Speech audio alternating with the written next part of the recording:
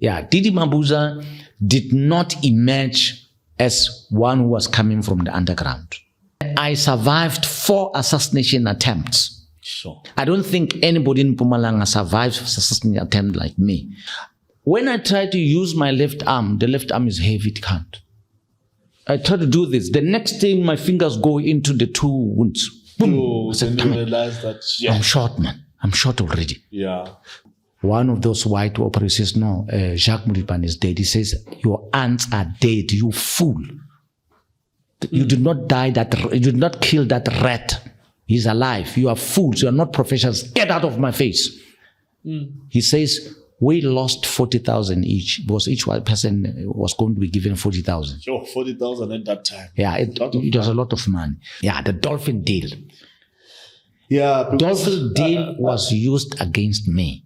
There's a promissory note that is just an image that you have signed. A promissory note that I have signed. Me, I said, sir, you're making a mistake. There's no promissory note I have signed.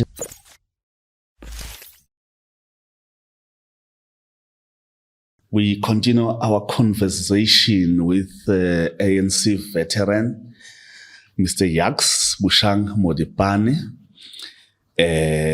Just a brief background, he's from the generation that went to the trenches to fight for the liberation of this country.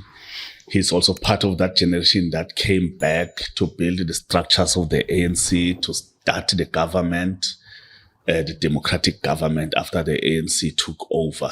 Well, they prepared even the first democratic elections in 1994. We are honored to have you again. Thank you, sir. Mr. Modipane. Thank you.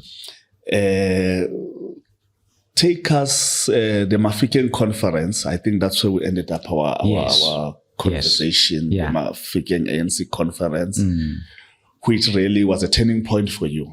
For it your was a turning point, especially for Mpumalanga. And from Mpumalanga as well. Yeah. Okay, take us through. Right.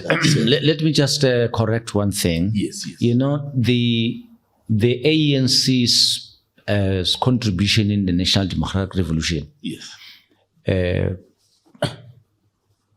After the bannings of liberation movements, ANC, PAC,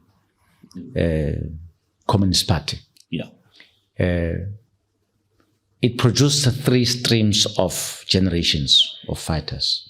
Okay. The first stream was those who were arrested from 1964, the Mandela generation. Yes. And those who followed Mandela generation to the Robben Island. Yes. Robert Sobukwe, who was arrested before Mandela and so on, who went to Robben Island without a prosecution. He was never prosecuted. Oh, yeah. He went there with one thing called the Sobukwe clause, something like that. He was never prosecuted, Robert Sobukwe. Yeah. They were so scared of him. And then the second generation which emerged was the generation of those who went to exile. Okay. Right? The third generation is those who remained inside the country to face the lion. Now, I never... later, UDF was formed very late. Okay. UDF was formed in 1980 something, Now, I never went to exile. I was part of those who remained inside the country. But were you not operating in Swaziland, outside the country? No. In and out? In and out, yes. I only left in 1989 when I was exposed and when there was a bullet reserved for me. So after they formed the vigilante squad to burn my house, I escaped. And then I went briefly. I don't call myself as an exile person because I left on the 26th. My house I was attacked on the 26th of November 1989, where my house and houses of parents of the communities I was fighting with. On that day, they burnt 8 houses. Yes. One was mine, the other one was my parents' house, plus 6 houses belonging to the parents of the young people I was working with. Okay. Now, and that's what I want to do. I want to explain that because otherwise I become one of the people who keep on telling young people, I went to exile. I didn't go to exile. But you know that we have people calling themselves condolences of veterans who were born in 1977. Even people who were sent to go and prepare for regular army, they were sent in 1990 to go there. To tell the honest fact, the people who can say they went to outside to go and fight. We think those who left, the cutoff date should be 1986. Coming this side, already the ANC was preparing that we're going home. From 1980, 86, coming this side. Okay. But right. There are people my age who wear the uniform and claim. They say they are MK. No, it's not. Okay. No, thanks for that. Right. Then what happened is that when we started preparing for the administration in 1993, ANC headquarters issued a circular to say all provinces must identify one person who should be relieved of all ANC duties to start preparing for the administration of the provinces. It was around September. Okay. The PEC, but that time was not PEC, it was an REC of Eastern Transvaal. Then appointed me, that PEC. It was not an election. It was to say, look, let's take Comrade Jacques to leave ANC to go and prepare for administration. So I left in September. Then I started assembling office. Now, many people don't know the secret of success of these administrations in the rural areas. We succeeded because of homeland administrators. Okay. Because in Mpumalanga, we took Kangwani, Kwandebele, and then plus TPA, Transvaal Provincial Administration. Yes. Yeah. I then started from there. I went to Kangwani. I asked for the leadership of Kangwani to give me administrators to prepare, to work with me. Kwandebele also, they gave me administrators. Then the TPA gave us administrators. The names are there. Mbata, Bota, Tiny Jordan in Kwandebele, Bota from Kwandebele, and other people. TPA. Then we realized that we needed guys who understood institutional organization, how to run, to assemble institution. We then went to through the connections of Mathews Phosa, negotiated with Ernst & Young. It was a company called Ernst & Young, the auditing company. It still exists, yeah. It still exists. It's an international company. They gave us, went to Ernst & Young and DBSA. Ernst & Young released two young people who were their institutional experts. Andre Velsanach and Sam Cronje. DBSA released a guy called Leon Bota. Kangwani, Tiny Jordan, later Frank Bata came in, Busi, I just forget Busi's surname, and many more others. So I then established an office next to BMW. We started preparing from September. And then it was going very well, to the extent that in December 1993, I was invited to join a team of young emerging African leaders to America. We went there, 4 from South Africa. It was me coming from the ANC. It was Martin van Schalkwyk coming from the National Party. It was a guy called Henny Bester coming from DP. By that time, it was a DP, Henny Bester. Then it was a guy coming from Inkatha Freedom Party. Shem, I don't remember his name. When we came back, he was assassinated. He was killed. So we're 4. Then Zimbabwe gave us 4, put 4. What do you call this? Namibia 4, Zambia 4. So we're 16. We were invited by the State Department in America. So we were in America for more than 2 weeks or 3 weeks. In that program. And then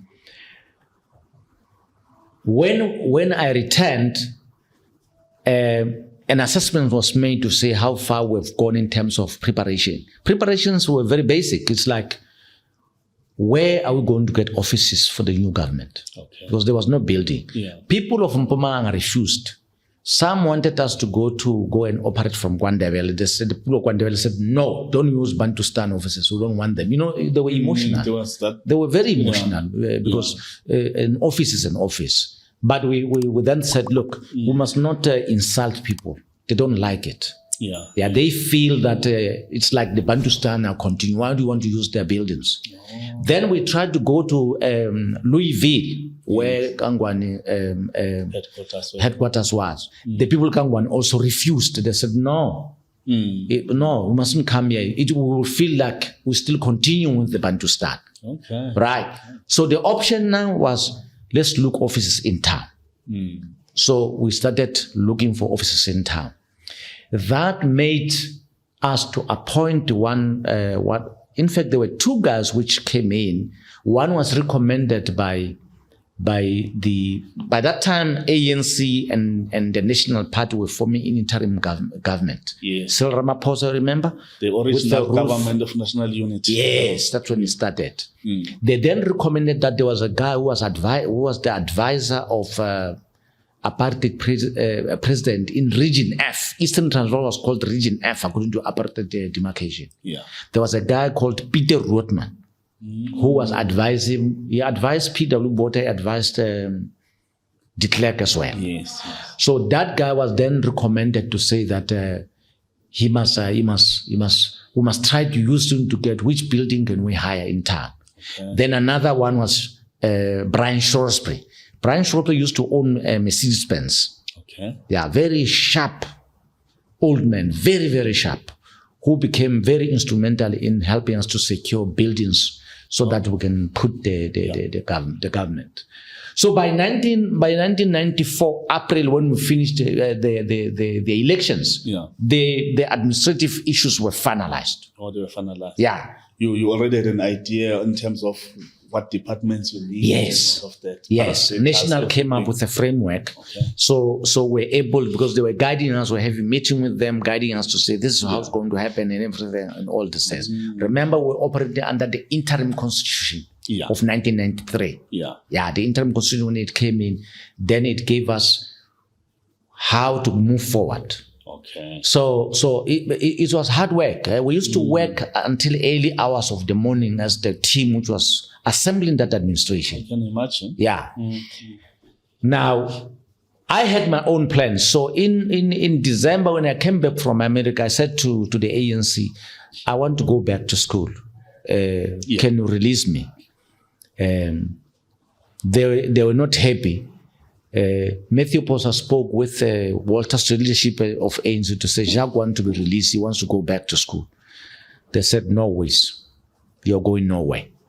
I actually resigned from the ANC in 1993. Resigned as an employee. Okay.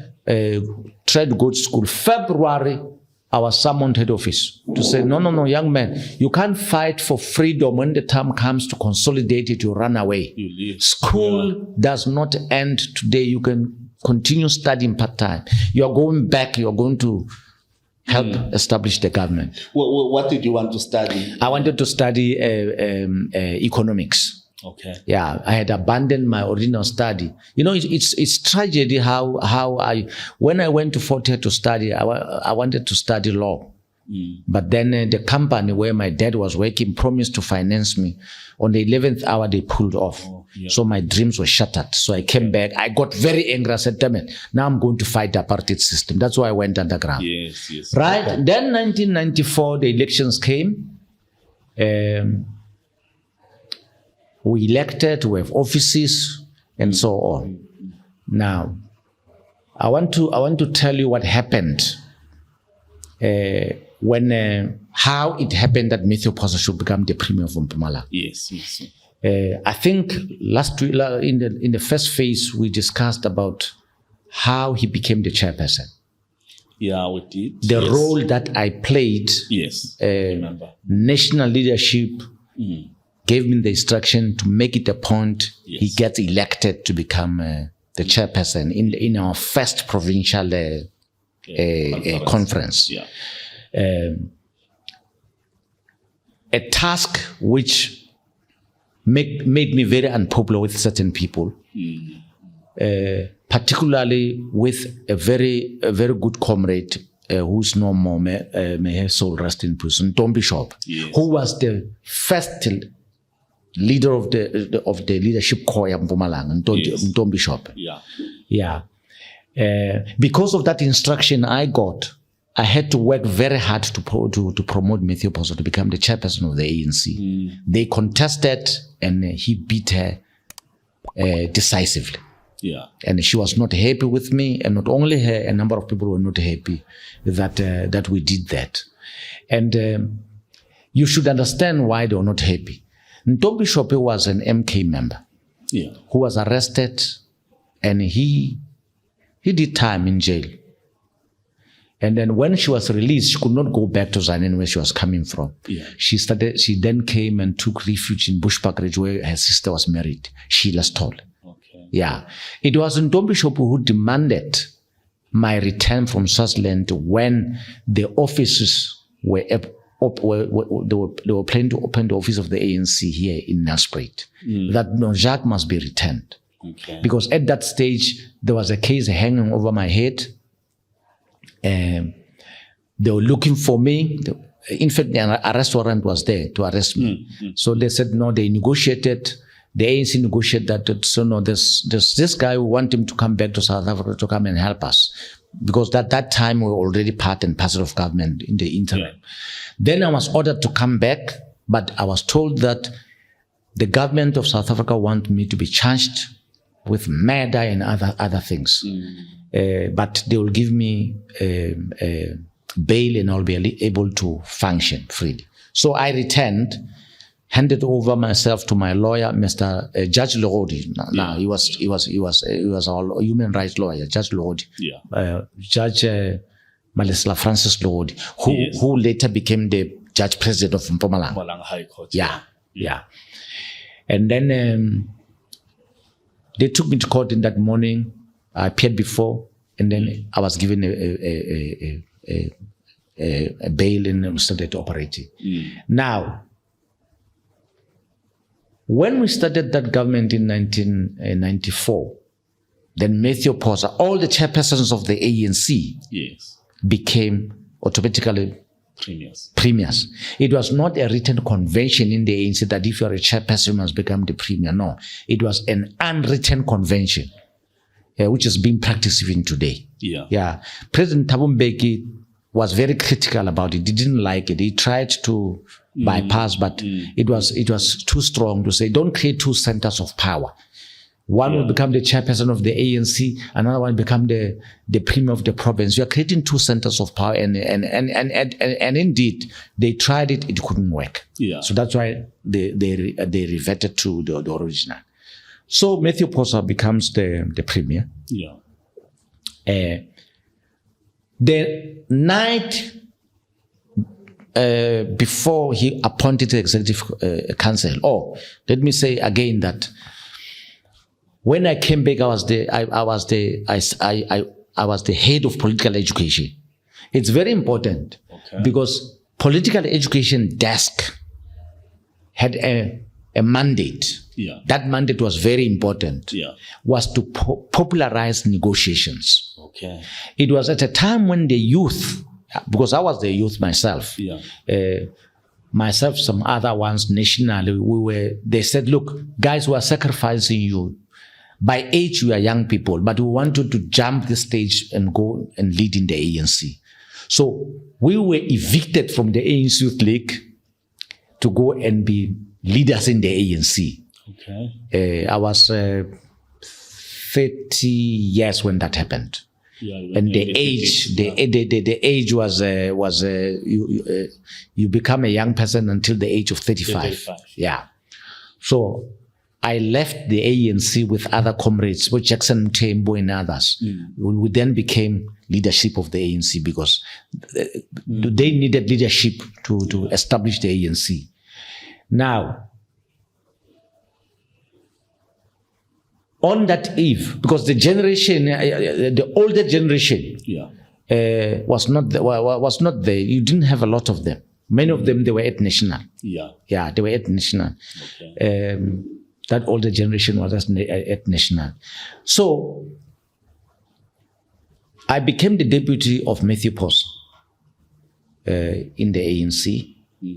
By the time we went for elections, I was the deputy chairperson. Yeah. And then that evening, Mathews Phosa called me to say, look, please come at home. Already we are members of the legislature. Before that, just to get a statistic, right. the ANC had won the province by how many votes? By percentage points. I won't remember percentage, but we had it was 80 something. Yeah, 80 something. Yeah, just because the total number of the seats we got was 26, and I think ANC got 23. Oh yeah. Okay. Then one went to National Party, one went to what do you call it? Freedom Front. Freedom Front. Yeah. And then the other one went to where? Maybe Democratic Party. Democratic Party, yeah. Yeah. Okay. No, I just wanted to refresh our memories where the ANC was at that time. Yeah. Yeah. It was decisive. Yeah. Now, so then the allocations were made. ANC was going to have 23. I hope I'm correct. I'm forgetting. Yeah. I'm no longer young. I'm a veteran now. Yeah. Then 1-1-1-3. Yeah. Went to the opposition. Then Mathews Phosa says to me, the opening statement, Comrade Jacques, the reason why I called you here is that you know the human resource of the ANC from underground and everywhere. For your information, Sizwe, I never met Mathews Phosa when he was a lawyer. The lawyers we were working with was Judge Modipane. Yes. He's now a judge. Yes. Mlogodi. There was one called Mafubedu. There was one called Peta. Yeah. There was one called the one who used to come and see us in prison during the state of emergency was Ngwenya. Steve Ngwenya from Emelo. Oh yeah. Yeah. I think Ngwenya at the time when he was our contact when we were under state of emergency when we were arrested in 1986. He was still an article clerk, I think. Okay. Yeah. So Mathews Phosa, I never met. I just knew him to be Phosa Modipane and partners. Yeah. Yeah, I never met him. Or even Mr. Mahova, I never met him. Yeah. Yeah. Because we were underground, there was a link of our people who were dealing with lawyers on our behalf. Okay. We were foot soldiers in the underground and so on. So in a way, I knew the comrades in the underground. I knew the comrades of the ANC, all of them, I knew them in the Highveld and everything, the dynamic Highveld. And people sometimes, they forget that the most dynamic place, revolutionary in Mpumalanga was in the Highveld. Your Middleburg, your Witbank, your Bethal, your Secunda, and so on. Then you come down to the Lowveld, your Bushbuckridge, your Kanyamazan. Kanyamazan became the capital seat of the revolution after 1990. Yeah. So he then says, "Look, Comrade Jacques, you have to help me. Can you sit down and propose the executive council?" Yeah. Yeah. He's appointing the following day, and then he gave me a pen and a notepad. He left me alone. Yeah. So I was sitting in his sitting room alone. So I started writing. The entire executive council that you saw in 1994 came from me. I recommended them, except Finance MEC and Health MEC. Okay. The one I recommended for health was one lady called Nelani. She was coming from the Eastern Cape. Yeah. She was working in Kangwani. Yeah. Yeah, very brilliant lady. She was not coming from the underground. I was just looking for the skill. Yeah. Yeah, for the skill to say this is the skill. that we'll need. Then finance. Then when he came back, I said, look, Phosa, here are the names. You talk about Chair Masilela, JJ Mabena. There's a controversy. I mustn't forget the controversy about Bushbuckridge. Okay. Very controversial. I'm revealing secrets which are going to shock other people. Yeah. And then in Kwandebele, we took Steve Mabona. Yeah. In Kwandebele. Yes. And then in Kangwane, we took DS Mkwanas. Oh, yeah. It was not us who recommended them. Kwandebele leadership recommended Steve Mabona. Okay. And then Kangwane recommended DS Mkwanazi. Okay. Right? Yeah. Those ones went automatically. Okay. I didn't have to scratch my head because they were already recommended. Yeah. Then came the challenge of Bushbuckridge. Now, let me give you the context to why Bushbuckridge was a challenge. Yeah. Bushbuckridge was and is still a tribal enclave. Bushbuckridge is constituted by two, not tribes. People sometimes call the Shangaan people a tribe. The people, the Bapedi of Bushbuckridge as a tribe. Mapulana is not a tribe. Not. No, they are called Mapulana. They called Mapulana because they came from a community in what you call Lesotho, which was called Pulana. The name of the place where they came from was called Pulana. Okay. Of Hoshi Sehodi. Yeah. In Bush now, the Sehodi is now Sehodi. Yeah. So they then requested that they want to go and join their King Sukukune in the north.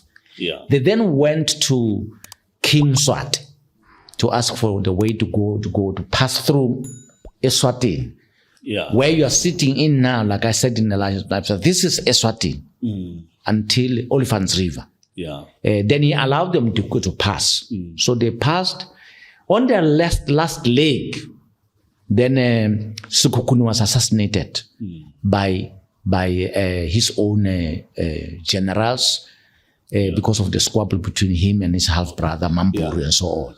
So, will it be correct to use the word ethnic groups, rather? Yeah, they are ethnic groups. Yeah, they are ethnic groups. So, in other words, the Mapulana are part of Bapedi ethnic groups. The Shangaan people are the ethnic group, part of what later became, they were called Ngoni, but later they were renamed, they were called the Zulu. When they left and they went to Mozambique and they decided to conquer Mozambique under Soshangan. And hence they are called the Soshangan people. So when the plan failed, they ran into South Africa.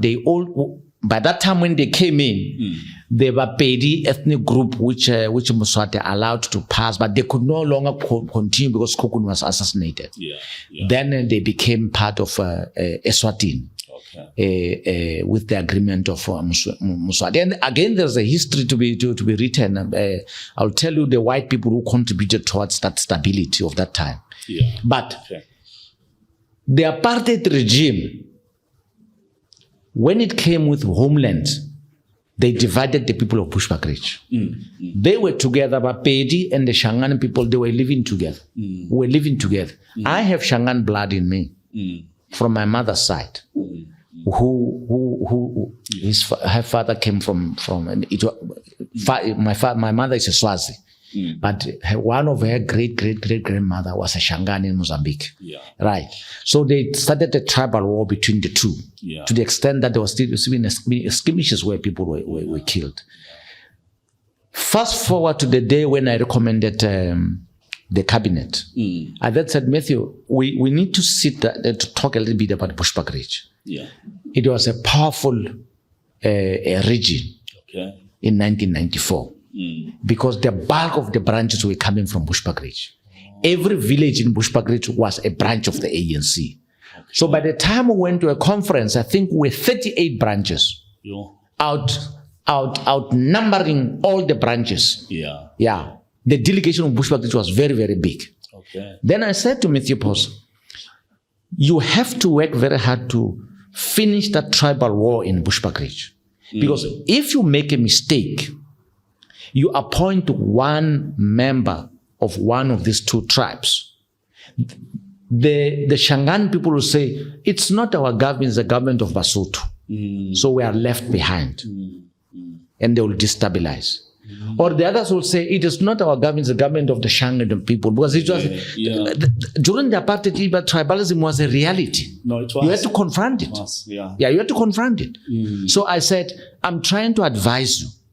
Don't make the mistake of appointing MEC. Otherwise, don't appoint any MEC coming from Bushbuckridge.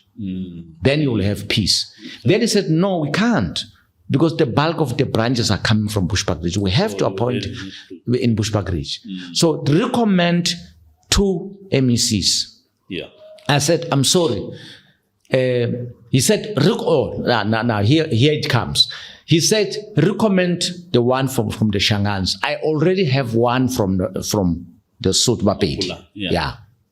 He didn't want to tell me. He said, I already have one. Okay. But something in my head says, I think he must be thinking about me. But he didn't say, you are going to be an MEC. He didn't say that. He just said, no, just recommend the Shangaan one. Yeah. The Pedi one, I'm sorted out. I know who I'm going to appoint. I said, there is a guy who was not part of the underground. But this guy is very intelligent, he's educated, he's very eloquent, he's very normal. His name is Lakson Matebula. How I knew Lakson Matebula? Lakson Matebula and myself, we grew up in the same church. Okay. Nazarene church with young people. Yeah.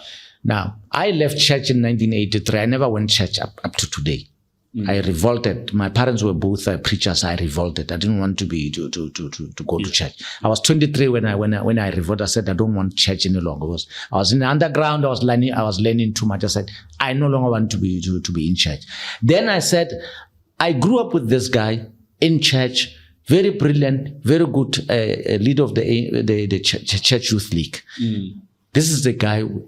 I think you can use him to represent the Shangaan people in Bush. But was he politically inclined? No, he was not inclined. He was not politically inclined. Okay. Yeah.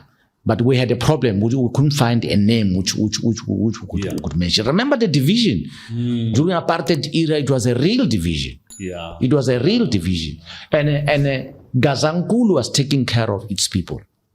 Unlike Lebowa was not taking care of people. Gazankulu educated its own people. It's like Kangwan and Kwandebele.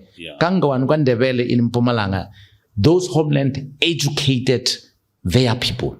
But Lebowa never educated any people in Bushbuckridge. Yeah. Okay. So in Bushbuckridge, the people who grew up under Gazankulu, many of them were taken to school, to colleges of education. Their education was paid. I think Lakson Matebula was one of those people whose education was financed by the Bantustan as well. I may be wrong. I'm not very sure. Yeah. So that's how Lakson Matebula found his way in there, and it caused discomfort with many comrades. Okay. They were not happy, but comrades being comrades were able to sit down and say, look, he's coming in because of this problem as a Bushbuckridge. Otherwise, we're going to have a problem. Yeah. Right. The second one, who again was my problem, was the MEC for education, DD Mabuza. Yeah, DD Mabuza did not emerge as one who was coming from the underground. He didn't. The most powerful guys in the underground during that time were led by the Sukati brothers. Yeah. Sipho Sukati, we used to call him City Sukati. And his younger brother, I always forget his name. Yeah, no, I know the Sukati name, those speaking the liberation struggle in this area. Yeah, even when we were arrested under state of emergency, we were together in Nelspruit prison under the state of emergency. Yeah. Very dynamic guys, very advanced politically, and so on. So those were the people. Yeah. So in the radar, there was no DD. But how does DD come into the picture? DD comes into the picture because he was the chairperson of the teacher organization. The teachers, the cream of the crop. Yeah. Yeah. Our revolution was, the cream of the crop was constituted by the teachers. Yes. Right? We had plenty of them in the underground. The Sukat brothers were teachers. Laxo Matebola was a teacher. Many of them, they were teachers. They played a big role to influence the younger ones. Yeah, very, very, very big role, yeah. So if we were looking for the cream of the crop in our revolution during that time, you're looking at the teachers, the teachers. So I then argued, I said, Phosa, and then when he took that, he saw the name of DD Mabuza and he protested. Phosa protested. He says, Comrade, you can't be serious. You can't be serious. I gave you a document in 1993 and that document was talking about this person. And why are you bringing him in? I said, look, I'm not going to tell you what document it is. It's enough to just say there was a document. I read that document. I knew who he was talking about. I said, no, Phosa, let me tell you something. The ANC has just negotiated an amnesty for all of us who are given amnesty. Grootskier came in with amnesty for all of us. National Party people are given amnesty. Yeah. To the extent that Nelson Mandela had appointed General George Marion to be head of the Defense Force. Derek Keys, many policemen and white policemen and everything. Some of them, the worst murderers during the apartheid era. They were given amnesty. And we had to work with them. I said, so why don't you want to forget the little bit we know of what black people have done? Maybe they were used by the apartheid regime. But they are given amnesty. And here we're dealing with a special case here. This man is trusted by our teachers in Mpumalanga. Yeah. He is their leader. Teachers will feel undermined if you don't appoint this guy. I must say we argued, we didn't agree on that name. I said, well, that is my advice. Yeah. You'll decide to take it or you don't take it. Yeah. So we retired for the evening. Okay. In the morning, 5 o'clock, it was him who phoned me. He says, come on, Jacques, I spoke to people, both in the province and also national and also in the ANC. They say you are right. They say you are right. We must appoint him because teachers have confidence in him. That's how DD Mabuza came in. He didn't came on the ticket of him being a revolutionary or coming from the underground. No. No. If there was struggle he was fighting those struggles as a professional teacher within the teacher organization. Yeah. But I never met him. And I must not say he was not part of the underground. The underground was structured in a very, very sophisticated manner. Yeah. In fact, a unit usually will not have more than 3 people. The person who's selecting his unit, MK guys actually, and even the underground political leaders in the underground, they will not want their unit to be more than 3.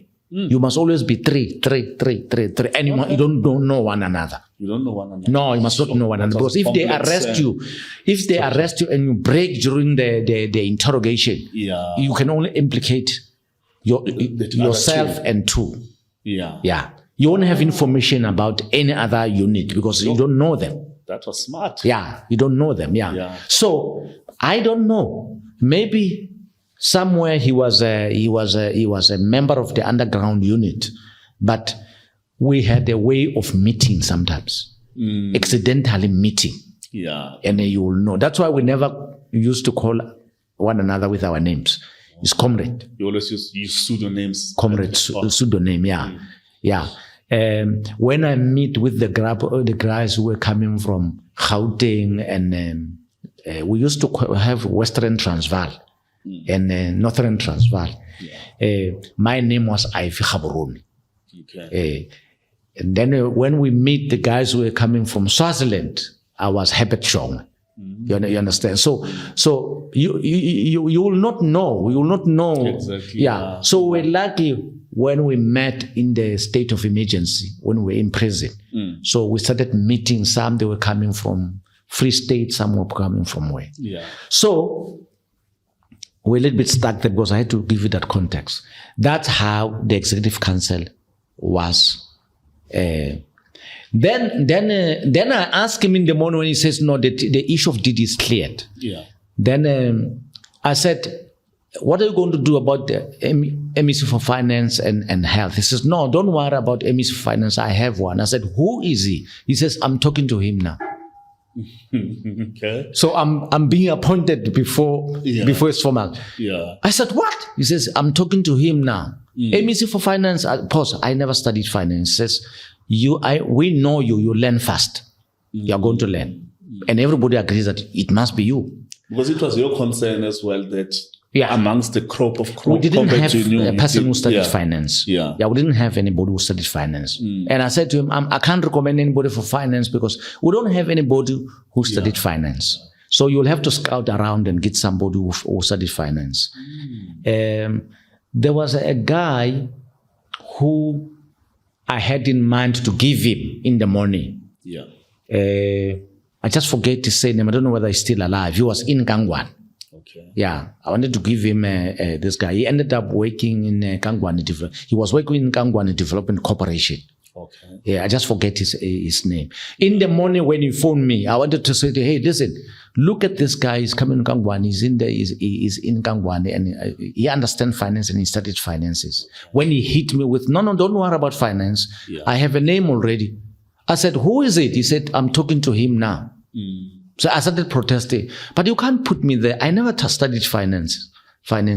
He says, no, we know you learn fast. You will learn fast. Then he came up with, he says, I also have a name for health department. It is Comrade Kenneth Masheo, right, who was also a teacher. Okay. Yeah. Also, she didn't come from medical. But he says, no, comrades learn fast. They should learn and should go in. So I went inside there in that legislature, knowing exactly who was going to become MEC. I had privileged information. Okay. And then the executive council was set. Like the title of Phosa's book, you were witness to power as well. Witness to power. Witness to power. Yeah, he mentioned all this thing. I'm saying, if you look in there, I've read the book. You will find something there. Witness to power. So me, I was the real witness to power from the underground, from everywhere, and I survived 4 assassination attempts. Sure. I don't think anybody in Mpumalanga survived assassination attempt like me. The first assassination attempt was at the behest of Bangkwen Riot Squad, who came, bombed, and shot 113 bullets to try and kill me. Lucky enough, I was not. They nearly killed 12 occupants. The second one, they formed a vigilante group called Sofasong Group, which came, I escaped again. They put my house on fire and burnt 7 additional. On that day, they burnt 8 houses. I managed to escape and I went to Swaziland. The third one, it was at that hotel called Ngwane Park, where the guy who was my commander put me there, sent assassins from the special branch to come and kill me in the hotel. Because I ran to him after they were chasing me from there. Going to hide it because he was my general. I didn't know he was working for as a spy. Yes. I went straight into the den. The next thing, he disappeared around about 9 o'clock. I'm sitting in the house. I ran away from Bushbuckridge because they wanted me. Sitting in the house. And then round about 11 o'clock, he says, I'm going to look for accommodation for you. He disappears. He leaves me in his house. So he goes. Past 11, 11:30, he comes back. He has got a hotel key. He gives me a hotel key. He says, come, let's go. I've booked in a hotel. He takes me to Ngwane Park. Where was that? It's on your way. When you go to Nyamazan, there's MRRT building. There. It was a hotel. Yeah, it was brand new. Okay. Yeah, it was built by Kangwan. Yeah. Okay. So we drive there. He gets in there. He says, here is your room. In the morning, because now he has to smuggle me out of the country. Yeah. It was in 1990, 1991. 1991. Okay. 1990. Yeah. So I take the key. It's night. I'm tired. I walked too much, running away. I abandoned my car in there because they were looking for me. They were going to kill me. There were roadblocks everywhere. So I abandoned the car there, put the keys under the seats, phoned one of my co-workers because I was working for the post office, Albert Mukholo. Yeah. Albert, go to do. I abandoned my car in this spot. The keys under the car. Take it. I'm gone. Yeah. So take the room, Caesar. Open the hotel room. I still remember that room, just 2 something. When I get inside that room, on the headboard, there is a box of Rothmans and a matchbox on top of it. Okay. And I said, what is going on? They gave me somebody's room here. It's a mistake, this. Yeah. Yeah. I opened the wardrobe. The wardrobe is empty. Okay. I opened the Rothmans box. There's 1 stick of Rothmans. The matchbox, there are a few sticks of matches. Okay. Then I said, no, man. It means this person who was sleeping here forgot to take his cigarettes because it's finished. Yeah. Pull off my clothes. During that time, during the apartheid era, when we sleep, we're not undressing because you can run at any time. You never know. Yeah, we never. You sleep with your clothes. I get into bed. I'm tired. I sleep. In the morning, we agreed with this guy. Yeah. In fact, I can tell you who this underground commander was because he was exposed and even went to jail for it. Okay. Jongun. Oh, Jongo. Yeah, he was our commander. Yeah, Jongun was commanding the underground during that time. So he said, 3:30, please be at the gate. I'll pick you up. Then we'll drive. I'm going to smuggle you into Swaziland. Yeah. 3:30. In fact, I woke up at 2:00. Put my shoes and I go outside. I wait for him. When you enter there, you must look in there. There's a drainage there. Yes, it's a big. There. You go down. You go deep. Yeah, it's still there. Yeah. So I went underneath. So I'm waiting for him there. 4:30. 4:00. The man is not coming.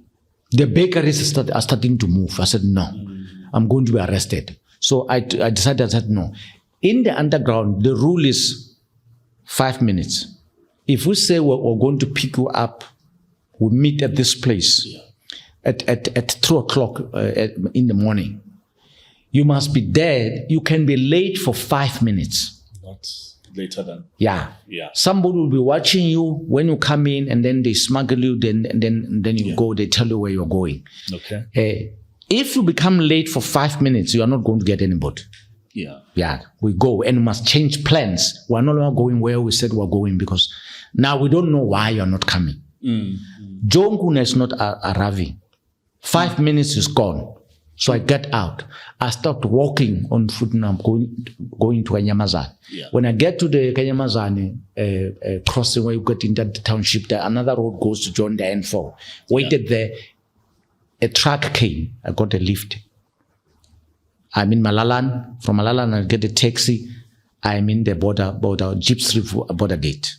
Now I have to find a way of smuggling myself into Swaziland. Of course, I knew the route. I used to cross illegally to go to Swaziland. Yeah.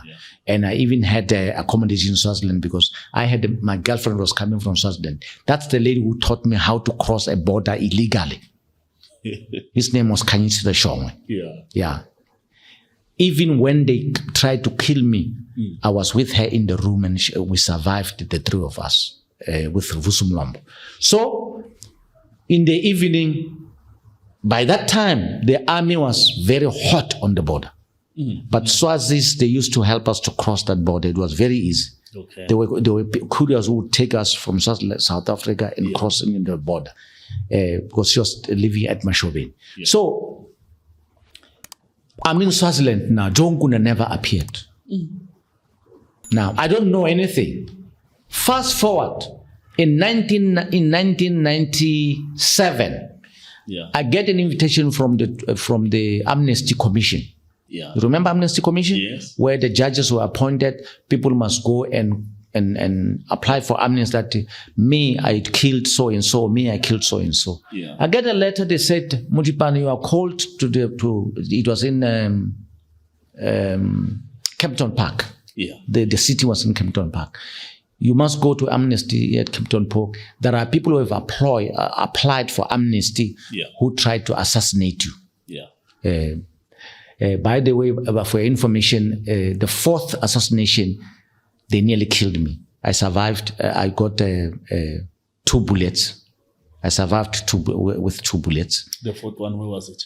The fourth one was all this assassination. With the fourth one, the fourth one was in my house. The first one, the first one from Lebua, Mankwen Riot Squad. The second one by the vigilante in my house. The fourth one was in my house again, where the same guy put me in my house and sent in the military snipers to come and kill me. Jongun. It was in 1991, where it was myself, Vusmlombo, Comrade Vusmlombo, and my girlfriend Kainsile Shong. That assassination attempt was at the behest of the military. The commander who planned it was commanding the army from Amsterdam, South African Defence Force. I can't disclose his name because for respect for his own family. To take you back a little bit to that hotel room. The hotel room. That one cigarette and maybe 3-4 sticks of matches. What did it signify? Let me tell you what happened at the amnesty. I don't know. Since it happened, I don't know what happened. Jongun, when I confronted him after when we met, he says, "No, I came, I didn't find you." That's what he said. So it's mystery. It's fine. He's right. He's telling me the truth. In the amnesty, I remember they appointed a lawyer, were represented by the lawyer called President Mnisi. He was representing the victims. They called the first witness, and they started with the first witness. This guy is a soldier called Mandlazi. I don't know him. I'll see him for the first time. He said, when he was taking an oath, he said he was coming from Matsulu, but he was working in the military base in Barberton. When you know the base there in Barberton when you go to the border gate. This guy, and then the judges ask him,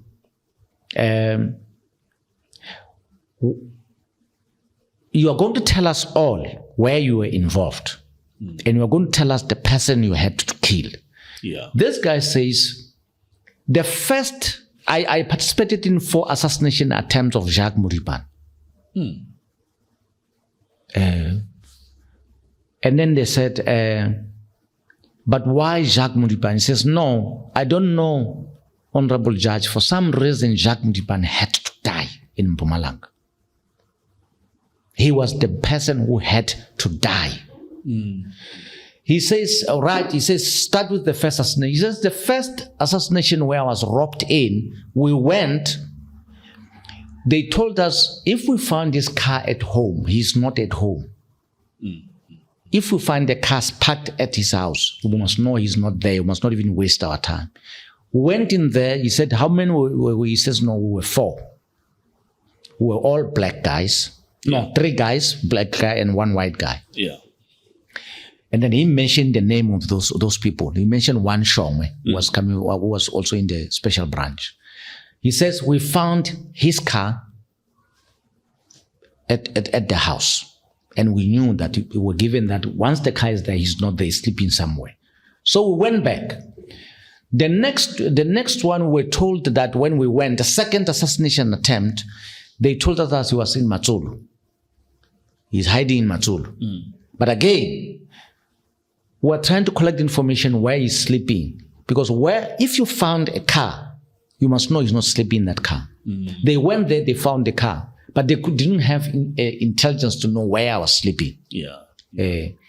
So he says it was also mission failed.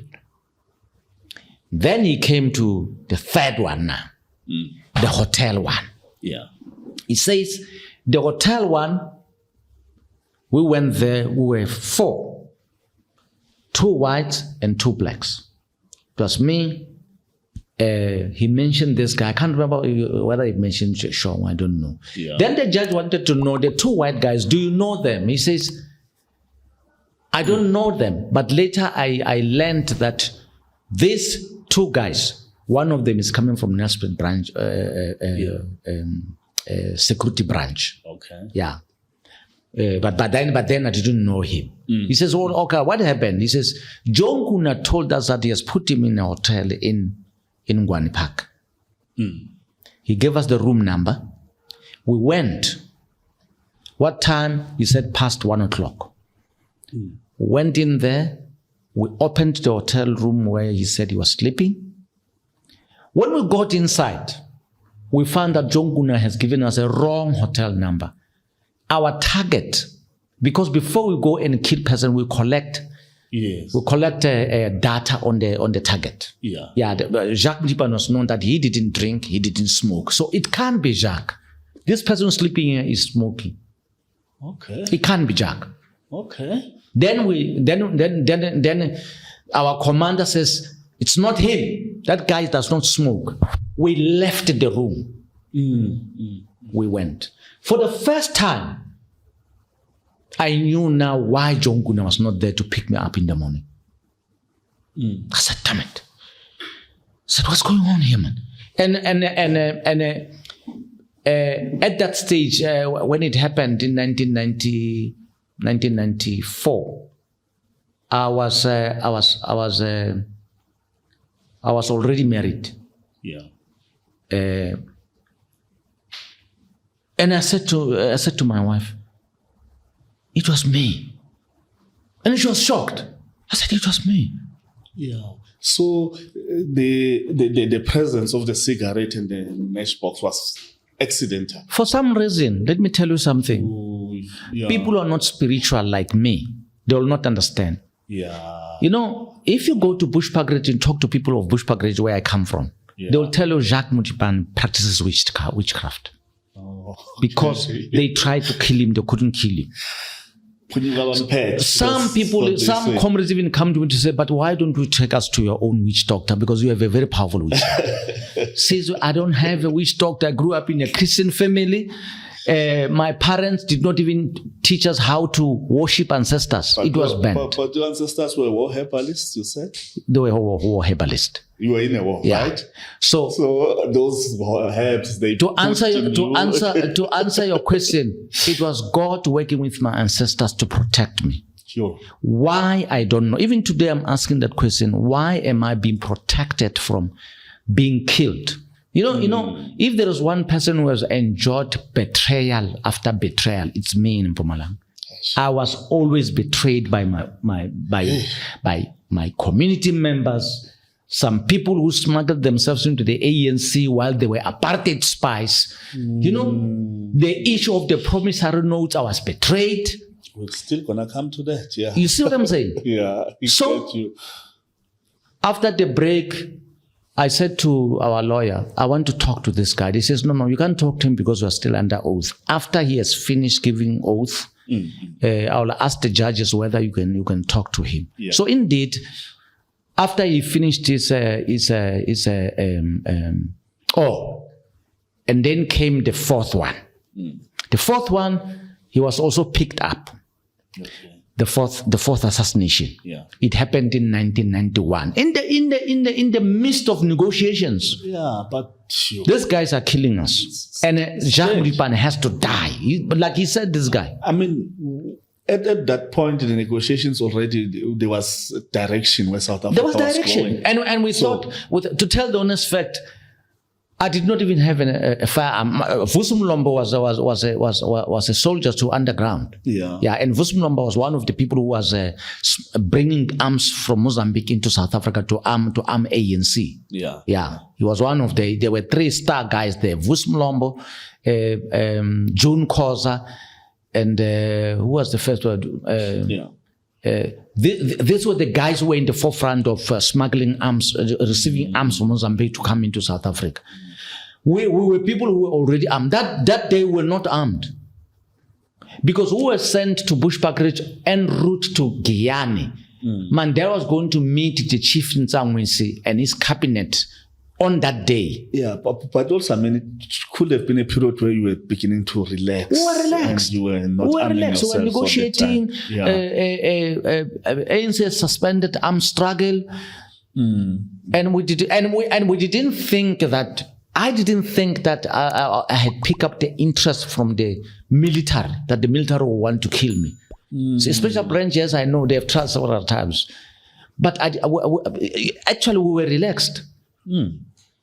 So this guy says to me, we had a PEC meeting that evening. We always finishing late. Comrade Jacques, Mandela wants you to join him in Guyana. So he's telling me. So I proposed that after the meeting, and we also got a brand new car for the organizer. Yeah. The car has arrived. Take this brand new car, just a twin cam Toyota. I want to sneeze. Go sleep in your house. He's giving me an instruction. Sleep in your house, and in the morning, drive in the morning to go and join Mandela in Guyana. Right? I was working using my own car. I had my own car. Yeah. He says, you have been driving your own car, using your own car. Now you're going to use this car. So I then go to Mgwenya College, where Vus Mlombo was studying. Yeah. I say, Vus, please come with me so that you can help me to drive my car, because they have given me an ANC car. So we drive together. We go inside. Me and Vos, we drive. My girlfriend is there in Bushbuckridge. Yes. We go and we eat from my sorry about it, my parents' house. Yeah. We came back from my parents' house around about to 12. Guess what? When we came back, the assassins are waiting for us at the gate. My neighbor had a hedge fence, which was not trimmed. Yeah. These guys, he tells us that they were hiding on that hedge. I don't understand why they didn't shoot me at the gate. But later when he spoke to me, he explained, he says, no, they said it's a assassination, but it must be a propaganda to scare people not to join Modipane. Right? So had they shot me at the gate, it was not going to be a propaganda. They had to shoot me from the house so that there's drama. During the shooting. So they allow us to get inside the house. We get inside the house, we sleep. Round about past 1, a bomb is thrown into the house. Later when ANC operatives examined, they said, no, actually it was, they say it was a flamethrower. Okay. It was a flamethrower.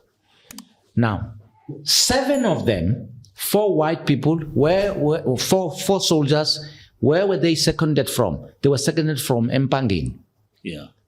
And then they were brought from Mpumalanga. Okay. They went to Amsterdam military base because the commander at the behest of that assassination was running the command of SADF in Amsterdam. Okay. Now, Madlazi and the other guy, they then drove to Amsterdam. That's Madlazi's evidence.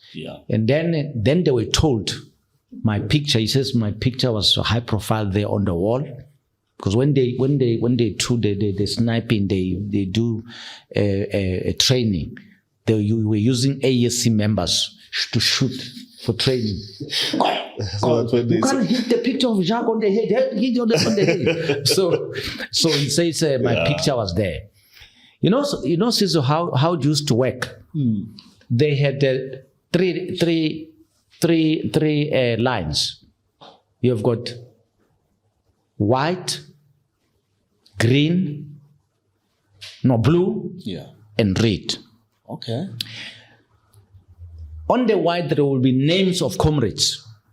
Those names of comrades are not dangerous, but they need to be monitored. They are comrades. Okay. They are causing a problem for the government of the National Party, right? So the police, when they go, they're looking for the comrades. They go and read on the names that are appearing on the white. The blue color has the names of comrades of the ANC who could be recruited. Right? So you know, that one you can, those ones you can recruit. If he's coming from Amazon, you can recruit him and so on. Yeah. The red line, those ones are to be assassinated. You don't recruit them, you don't do what? You assassinate them. My name he says my name has never been on the white, has never been on the blue, it has been on the red. Yeah. That this one must be assassinated. Why? We don't know. Right? Then he says, they tell them, you're going in there, a guy is going to take you there.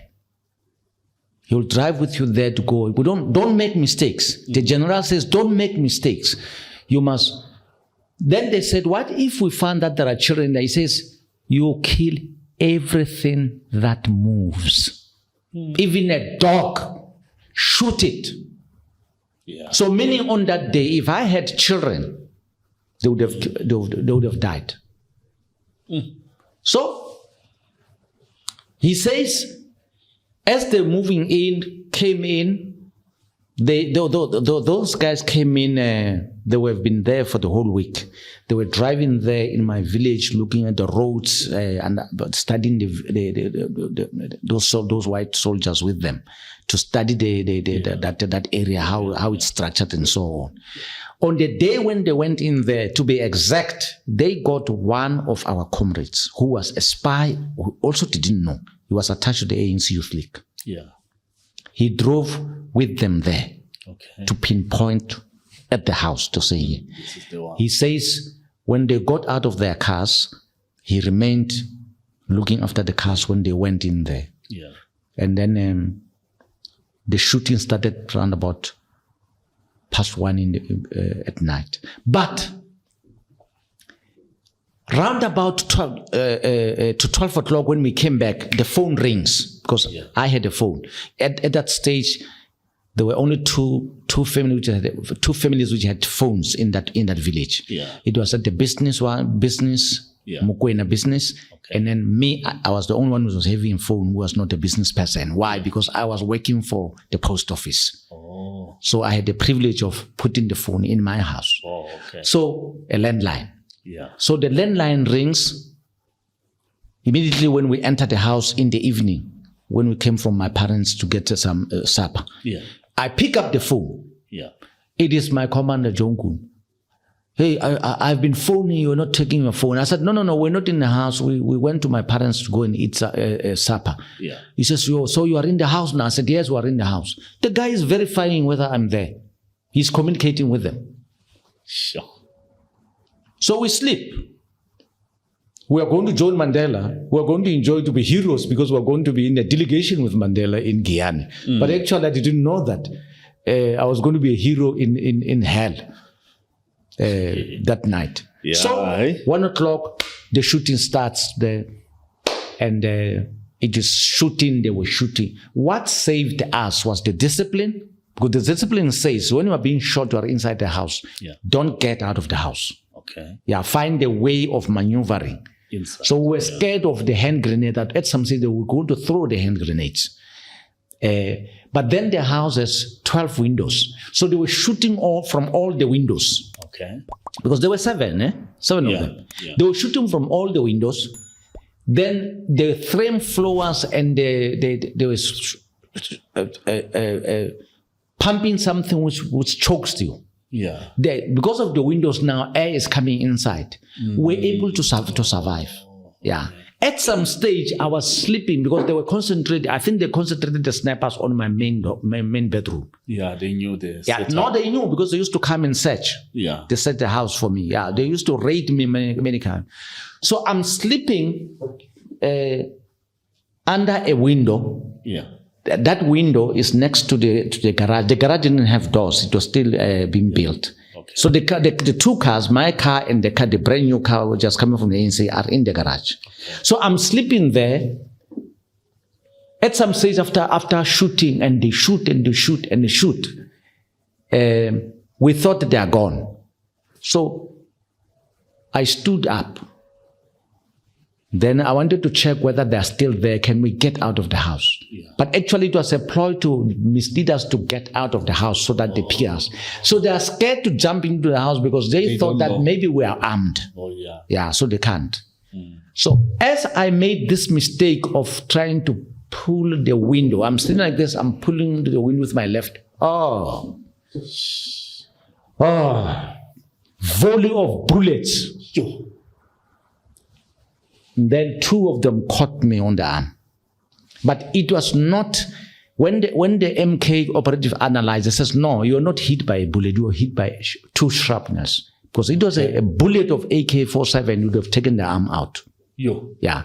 So 2 shrapnels went into my body and they got out through the house. They didn't touch the blade, they went out. Yeah. And they went through here. Because I was doing like this against the wall and opening the curtain. Now, then I went down. Now when I went down under a curtain. Yeah. So I'm lying there. And the shooting continued. Then it stops. Then as I'm lying there looking upwards, I see the rifle butt. Yeah. Yeah, this guy is very scared to open the curtain and look because he thinks if I'm armed, I'm going to take him out. Yeah. So he's trying to use a bat to check like that. Oh. At that stage, I'm shot, and I'm not aware that I'm shot. Oh, we still, Yeah. You know, it's a bullet when they shoot you don't feel that you are shot until very late. Yeah, you don't feel anything. And then this guy sees a lot of blood. He concludes that I'm dead. Because the whole room now, there's a lot of blood in there. Yeah. And then, while he's still doing like that, I see it's coming. At some stage, I was tempted. I wanted to pull I said, no, he's wearing it. Oh, yeah, you won't pull it out. He's a soldier, he's professional. I said, damn it, if I pull it, I'm saying to him, I'm still alive. Yeah. So I'm lying there against the wall, and he can't see properly because he's scared because he feels that if I do that, this guy's going to take me out. Yeah. All of a sudden, then the AK-47, the comrades were busy digging one of the nearest DLB to pull the AK-47 to come and rescue me. Oh. And they managed to come. Now they distributed themselves. There are 3. One was on the. So you were 4, but the other 3 could. No. Okay. These are the operatives of our operatives who were trained inside the country. Yeah. They are young comrades. Yeah. Yeah. They are soldiers. They are trained cash crosses inside the country. Okay. When they realized that I'm under attack in the house, they ran to the nearest DLB. Yeah. DLB is dead letter box. That's where you hide weapons. Oh. Because we had one which was near. In case the community is being attacked, we must rush there, take the firearms and come and assist them. So they ran, they're busy digging there, next to the river. Mm-hmm. Then they're coming. Yeah. So one guy called Ripo Machate, may his soul rest in peace, they finally killed him. He comes. He sees this guy is wearing a long coat. Why was he wearing a long coat? Maybe even today I'm wearing a long coat. It was our tradition. During the night, I used to wear a long coat because it was easy to hide an AK-47 in a long coat. Yeah, we'd wear a long coat and then we go in wherever we're going. He sees this guy wearing a long coat, and this guy is painted black. You can see. He says, what is he? He sees someone who's black. He says, maybe it's me. He thinks maybe it's me. So he says, but is it you? Yay. They turn the AK-47s on him. They were using AK-47 to shoot us. Yeah. I said, damn it. Ripo is dead. They killed him. That was what saved me. They realized now they are being surrounded. Yeah. That's when they left. Now, here is the drama. As I said, now I start having courage now. I said, now they've got their own match now. So I try to crawl now. My house, the rooms open into a passage. Yeah. So it's safer in the passage. Okay. From the passage, you go to the bathroom. Yeah. The bathroom window opens into the garage because the garage was an afterthought. Okay. So the bathroom window opens into the garage where the cars are parked. So I crawl. As I'm crawling, it's slippery. Then I said, but why so slippery? It's slippery. It's like they put a glue in there. I said, what's going on? When I try to use my left arm, the left arm is heavy, it can't. I try to do this. The next thing, my fingers go into the 2 wounds. Boom. I said, then you realize that I'm short, man. I'm short already. Yeah. So I crawl. I go into the bathroom. I stand at the bathroom. I'm trying to watch whether I can see something. That guy comes back. He went to the car. He went with something, a steel. Yeah. I think he was holding a Tommy bar. Okay. It's called a Tommy bar. Yeah. It's got a hook where you take out nails. Yeah. And on the other end is a long thing like that. You dig with it. Oh yeah. He's coming to open the petrol tank of my car. I think John Kuna told them, don't damage the ANC car. Use the petrol from his car. So I'm against all. I see this guy. I said, damn it. If I had a firearm, I would drive a bullet right into his head. I don't have a firearm. Yeah. Now, Vos and Kanye, now I directed them to lie on the passage. They're lying on the passage. That guy comes in with the Tommy bar. He opens the petrol tank of the Cressida. That was my car. He opens. Lucky enough, when we left Kanyamazan, I said to Vos, we don't put petrol in the Cressida because it's going to be packed in the garage. I'm no longer going to use it. I'm going to use this new car they've given me. So we don't put petrol in the Cressida. Yeah. We put petrol in the brand new car of the ANC. Yeah. So the brand new car of the ANC is full. But I think, and I suppose, it's a supposition, I don't know. He must have said to them, please, he will be using an ANC car. It's brand new, doesn't have a number plate. Don't ban it. I don't know how they were not going to ban it, because had they banned the house, that car would have banned too. So the guy target his anger on my car. He opens. Seriously, another mystery, which people who are not spiritual will not understand how God works. This guy strikes a match. One, he's not succeeding. All of a sudden, there's a whirlwind. He strikes. That wind is very heavy. He struck the third time. The next AK-47 start hammering. He ran away.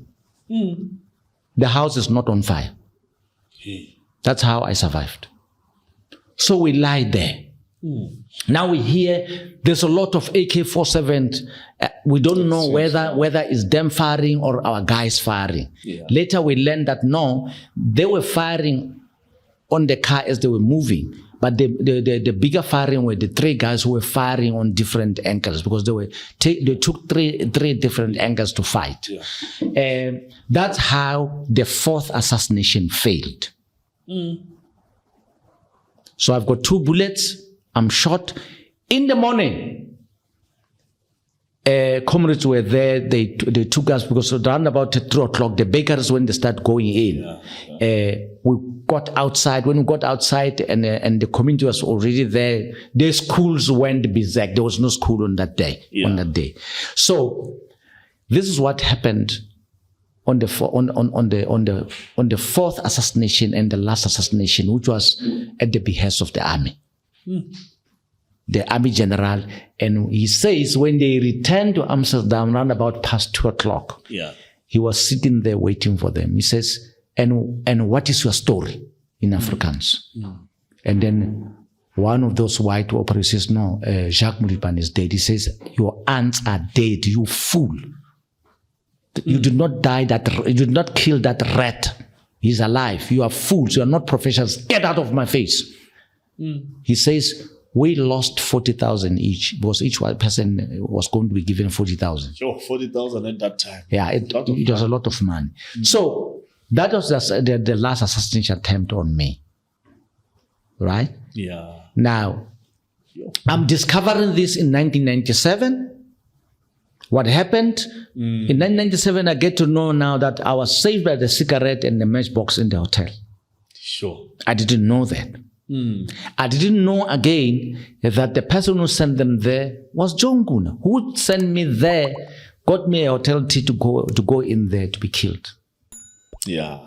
But later he was exposed in 1993, and they arrested him because he tried to. He had a squad. He took some of our underground boys. He was abusing young people who were trained inside. He took them. He was using them to go and rob filling stations, white farms, and everything. In the process, they killed an old woman around about Bethal when they were robbing her. Yeah, then they got arrested for that. Yeah, but lucky enough, unfortunately, the guy who was used to come and kill us, which we survived, they threw a hand grenade into the 4-bedroom house of Kashabangu. Yeah. In there, and then it exploded, but they were lucky. His brother, another guy called Soli Morape, and another guy, Amnesty, they were behind that assassination attempt. Again, there I survived because after throwing, their plan was that after throwing that hand grenade and kill Kashabangu, Lasichuayo, Pitamnisi, they were coming to kill me in my house where I was sleeping. And lucky enough, they didn't kill them. Last, he said, no, let's go to Comrade Jacques. Comrade Jacques has AK-47. He'll help us. We'll go and look for them. Because I was having AK-47 on the roof, 3 of them. Yeah. So they were coming to me after they escaped, that they couldn't kill it, so that I can release those AK-47 and go and we hunt for the assassins. Yeah. As they were going, the assassins, they were just 1 house away from me. And they said that time they were going to throw in a hand grenade into my room. And if they threw that hand grenade inside, I would have died. Yeah. I don't call that one. I don't mention because they never made it to my room. Yeah. Lassie saved me. So this is what happened. Right now, let's go back to government now. Yeah. Government. Yeah. The cabinet is there. Yeah. Mpumalanga has got what you call the low felt and the high felt. Yes. I said to you that the cream of the underground was in the high felt. Yes. Because urban terrorism, as the white people used to call it, was more effective than rural what they call it, rural terrorism. Yeah. So the high concentration of our operatives were operating in the urban areas. Yes. Even political education in the underground was very effective in the urban areas as compared to the rural areas. Yeah. So the bulk of our underground comrades, even those who left the country, were those who were in the urban areas. They are later in the rural areas started going up. You know, rural areas are very dangerous. It was a breeding ground for spies. Rural masses are not sophisticated. Yeah, they're not sophisticated. So the ANC was not very, very strong on the intelligent political education in the underground, in the rural areas. Yeah. To the extent that many of our training used to take place in the urban areas. Okay. So when we started government, we were divided by one thing, which it was not our making as Mpumalanga. ANC National decided that the headquarters of the ANC in Mpumalanga must be in Nelspruit. Okay. And the comrades who came from Witbank, Middelburg, they were not very much happy with it. But it was what National wanted to see happen. So it was established in there. This thing came back. It comes back like this. Yeah. In 1997, 1996, I'm the MEC for Finance. Yes. I said to Comrade Mathews, we are paying too much money on rentals, office rentals. Yeah. We're going into millions and millions. We sat down with my advisor by then, Sam Cronje, and we started coming up with a presentation to say, after 5 years, how much would have paid? Yes. After 10 years, how much would have paid? After 15 years, how much would have paid? After 20 years, how much would have paid? Yeah. So I took that presentation. I went to the Premier. I said, Premier, no, let me tell you something. We have to do something about this. This money, we are wasting money on paying for rental. Yeah. Because if we try to build our own offices, it will take a pill maybe for 3 years. After that, and then we won't be paying money. Yes. He says, no, I think you are right. But let's talk to our advisors and see whether they agree with us. Yeah. The first opposition on that presentation, the first opposition, we got it from the white people who were owning those buildings. They were against it. Okay. They said to Premier, no, Phosa, you can't do that. Continue renting, because they were making money. Yeah, of course. Right?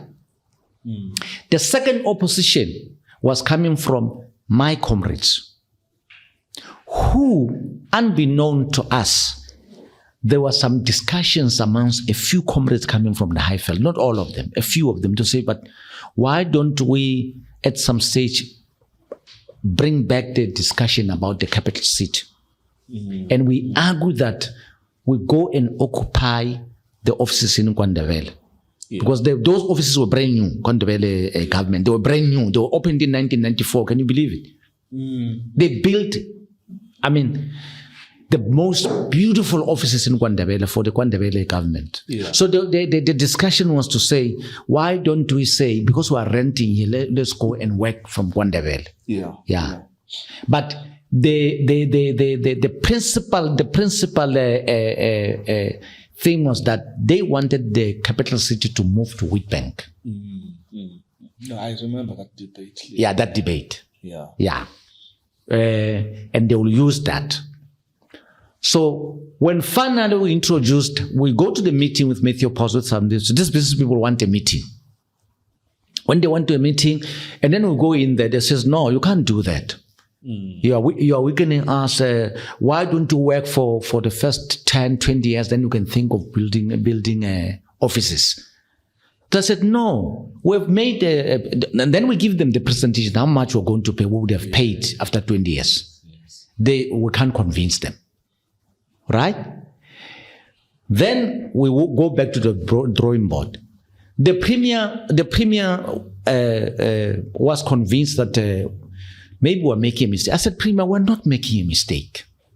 We are not making a mistake. When we try to introduce this thing to the comrades, then another class of opposition coming. Now they're coming from us. No, comrades, you can't do that. Let's take the money that you. What happened is 96, 97, 98. We agreed that. I agreed with the Minister of Finance, Trevor Manuel, that we're going to save. I'm going to take 5% of our annual allocation as a province and save it. In any case, we didn't have the capacity by that time to spend all the money in terms of human resource. So a lot of money was not being spent. So that was a golden opportunity for me to put that 5% into a kitty, 5% into a kitty. When finally we introduced it, the comrades said, no, that money we've saved, take it and put it into schools and into clinics. We ran that presentation to them so that they can see what is happening. Still, we could not convince them. Then I decided, and the Premier says, look, we can't streamroll it when comrades don't want it. Then I went back. I said, Premier, can you give me the opportunity to test this with national leadership? Because I spoke to the Minister of Finance. He didn't have a problem. He says, if you want to build it with your own money. We're not going to allow you to borrow money. By that time, we didn't have the right as provinces to borrow money. Only national which can borrow money. I said, no, we don't want to borrow money. We want to use the savings from our own money. He says, well, if you do that, go ahead. In fact, we'll use it as a pilot. So I went to Trevor. Trevor supported me. I flew to Cape Town where they were sitting in that session. And then Mac Maharaj was the Minister of Public Works. Yeah. And then Trevor says, no, Jacques, go and speak to Mac as well. And after you've spoken to Mac, I'll also be agree. He pulled the phone and then he phoned Mac Maharaj. I went to him. I spoke to him. Mac says, well, look, Jacques, if you're going to use your own money, it's your money. You can use it. But you know you can't borrow. I said, no, I know I can't borrow. So I cleared that. So I came back and I said, Premier, I've cleared with the Minister of Finance. They said, if we use our own money, we can go ahead. Fine, I cleared it with the Minister of Public Works. He says, if you use your own money, you can go ahead. I said, so what we need to do now is let's try to get allies who can help us. The first ally that that I got was my namesake, the secretary of the Nelspruit municipality, Jacques. What was his name? I think it was I can't remember. Okay. He was the secretary, or he was the secretary, by that time they used to call them secretary, the municipal manager of Nelspruit. Oh, yeah. Yeah. Or a town clerk. Unbeknown, town clerk. Thank you. Town clerk. Unbeknown to us, they are busy preparing a presentation to convince us to build a government complex, as opposed to the business white people who were asked to rent from them. Okay. The municipality wanted to build a complex. And their reasoning for that is that they say, if we don't do that, the municipality, we are going to lose the capital city. It will go to Witbank. Oh. Jesus, I got allies. Yeah. I got Allah. I said, thank you very much. They says, no, but we send Mr. Brian Shrewsbury to go and speak to the Premier. I said, no, I'm not very sure. Yeah. Brian Shrewsbury used to own Mercedes-Benz. Okay. Mathews Phosa appointed him to help us secure the office accommodations. Now, Brian Shrewsbury was called in, and then he went to Mathews Phosa. He says, Phosa, let me tell you something. The municipality is saying, the municipality agrees with Jacques that we must build. Yeah. Yeah, because if we don't build, it's not me now, the municipality. Yeah. If we don't build, when the time comes to build the offices, they overheard that. There are people who say that you must go to operate from Gwande because there are new offices. Yeah. So we think you should support Jacques and you build. And then with the support from Finance Minister, Public Works, Nelspruit Municipality, this thing we went back and we debated it, and somehow I think Lassie was on our side. He was talking with some comrades at National. Somehow he came back and says, no guys, no. I think they are right, we would have saved and we will be pioneers in building the provincial office. Yeah. And then we went in there. It was very easy. It was Lars who stood up and said, comrades, let us agree that we must build the offices. That's how these offices were built. The government complex. The money I saved for 3 years, 96, 97, 98, it was ready. But later when they started building, we're no longer there. Because they were built after 1999.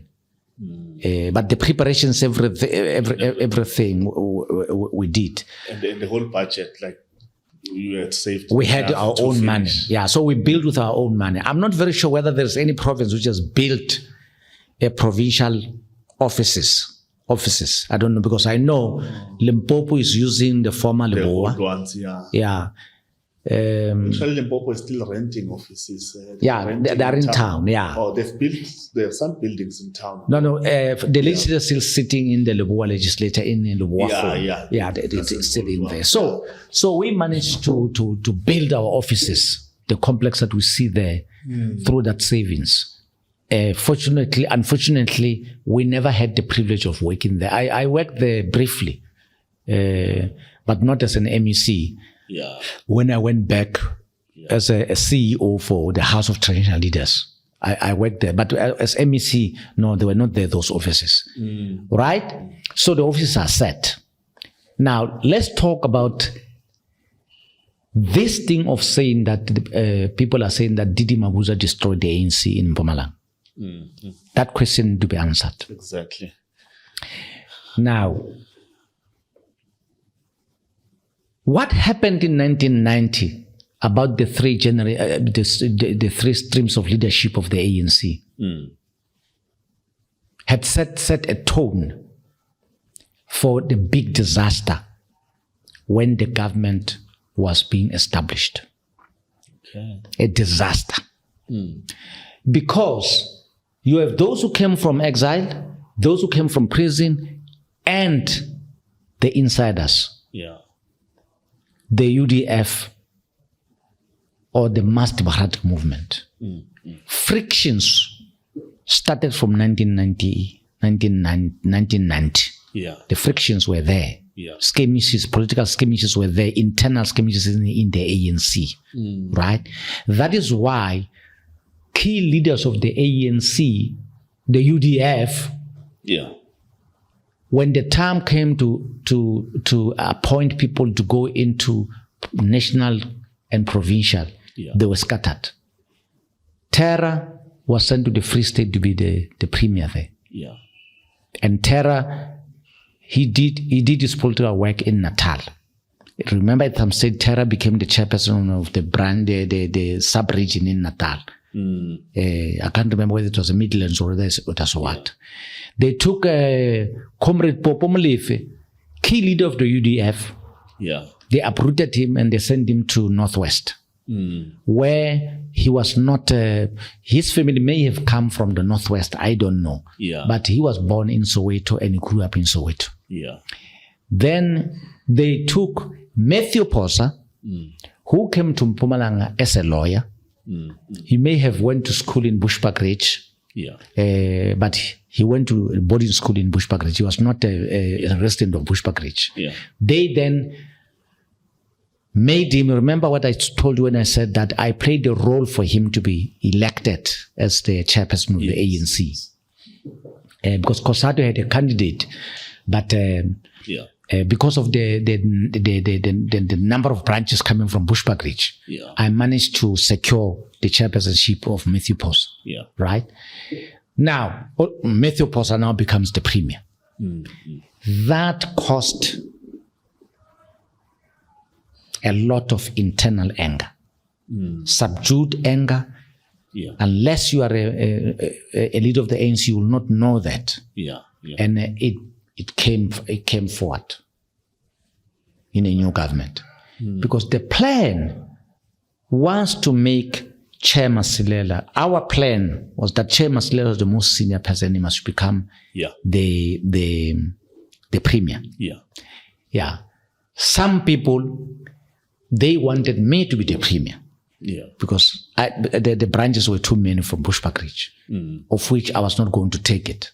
I was not going to agree to that. Yeah. Because I had to promote Mathews Phosa to go in there. Because it was easy to sell.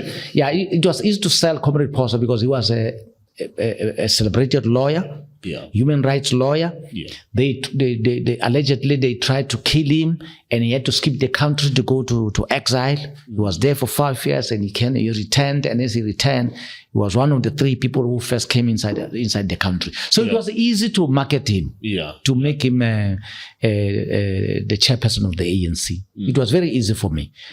But comrades were angry with me.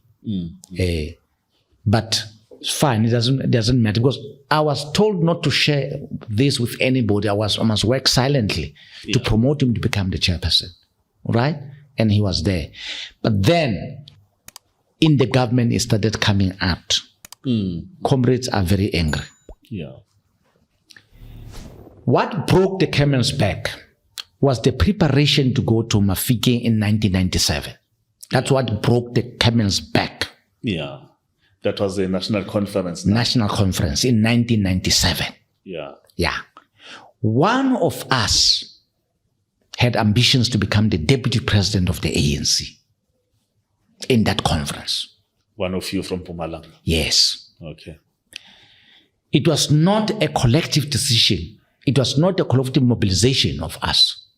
So we pick up towards that there is something like that. We were actually being confronted by comrades who come from other provinces. You guys, why do you want to take the deputy presidency at this stage? What about the national leadership? Oh. You are very ambitious. Then I said to this my comrade coming from Limpopo, he's late now, Comrade Collins Chaba. I said, Comrade Chaba, what are you talking about? He says, no. So-and-so in your province want to be the deputy president. I said, where do you get it?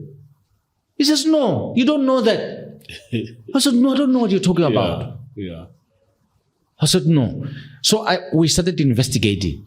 Yeah. At that stage, Comrade Kashabangu is now, I think, is now the national organizer. Mm-hmm. 2 days later, Comrade Kashabangu phones me. He reinforces what Collins Chabani told me, that one of us want to be the deputy president. He's going to stand as a deputy president at Mafikeng. Okay. And he gave me the name. He says, no, I'm driving back. I want us to go and we talk to this comrade so that he shoves this thing. Yeah. It's going to cause us a problem in Mpumalanga. We don't think at this stage we must contribute any national leader in the top 5. Yeah. It was by the top 5 by that time. So Ga comes in, then we discuss it in the evening in my house. Yeah. It was on a Saturday. And then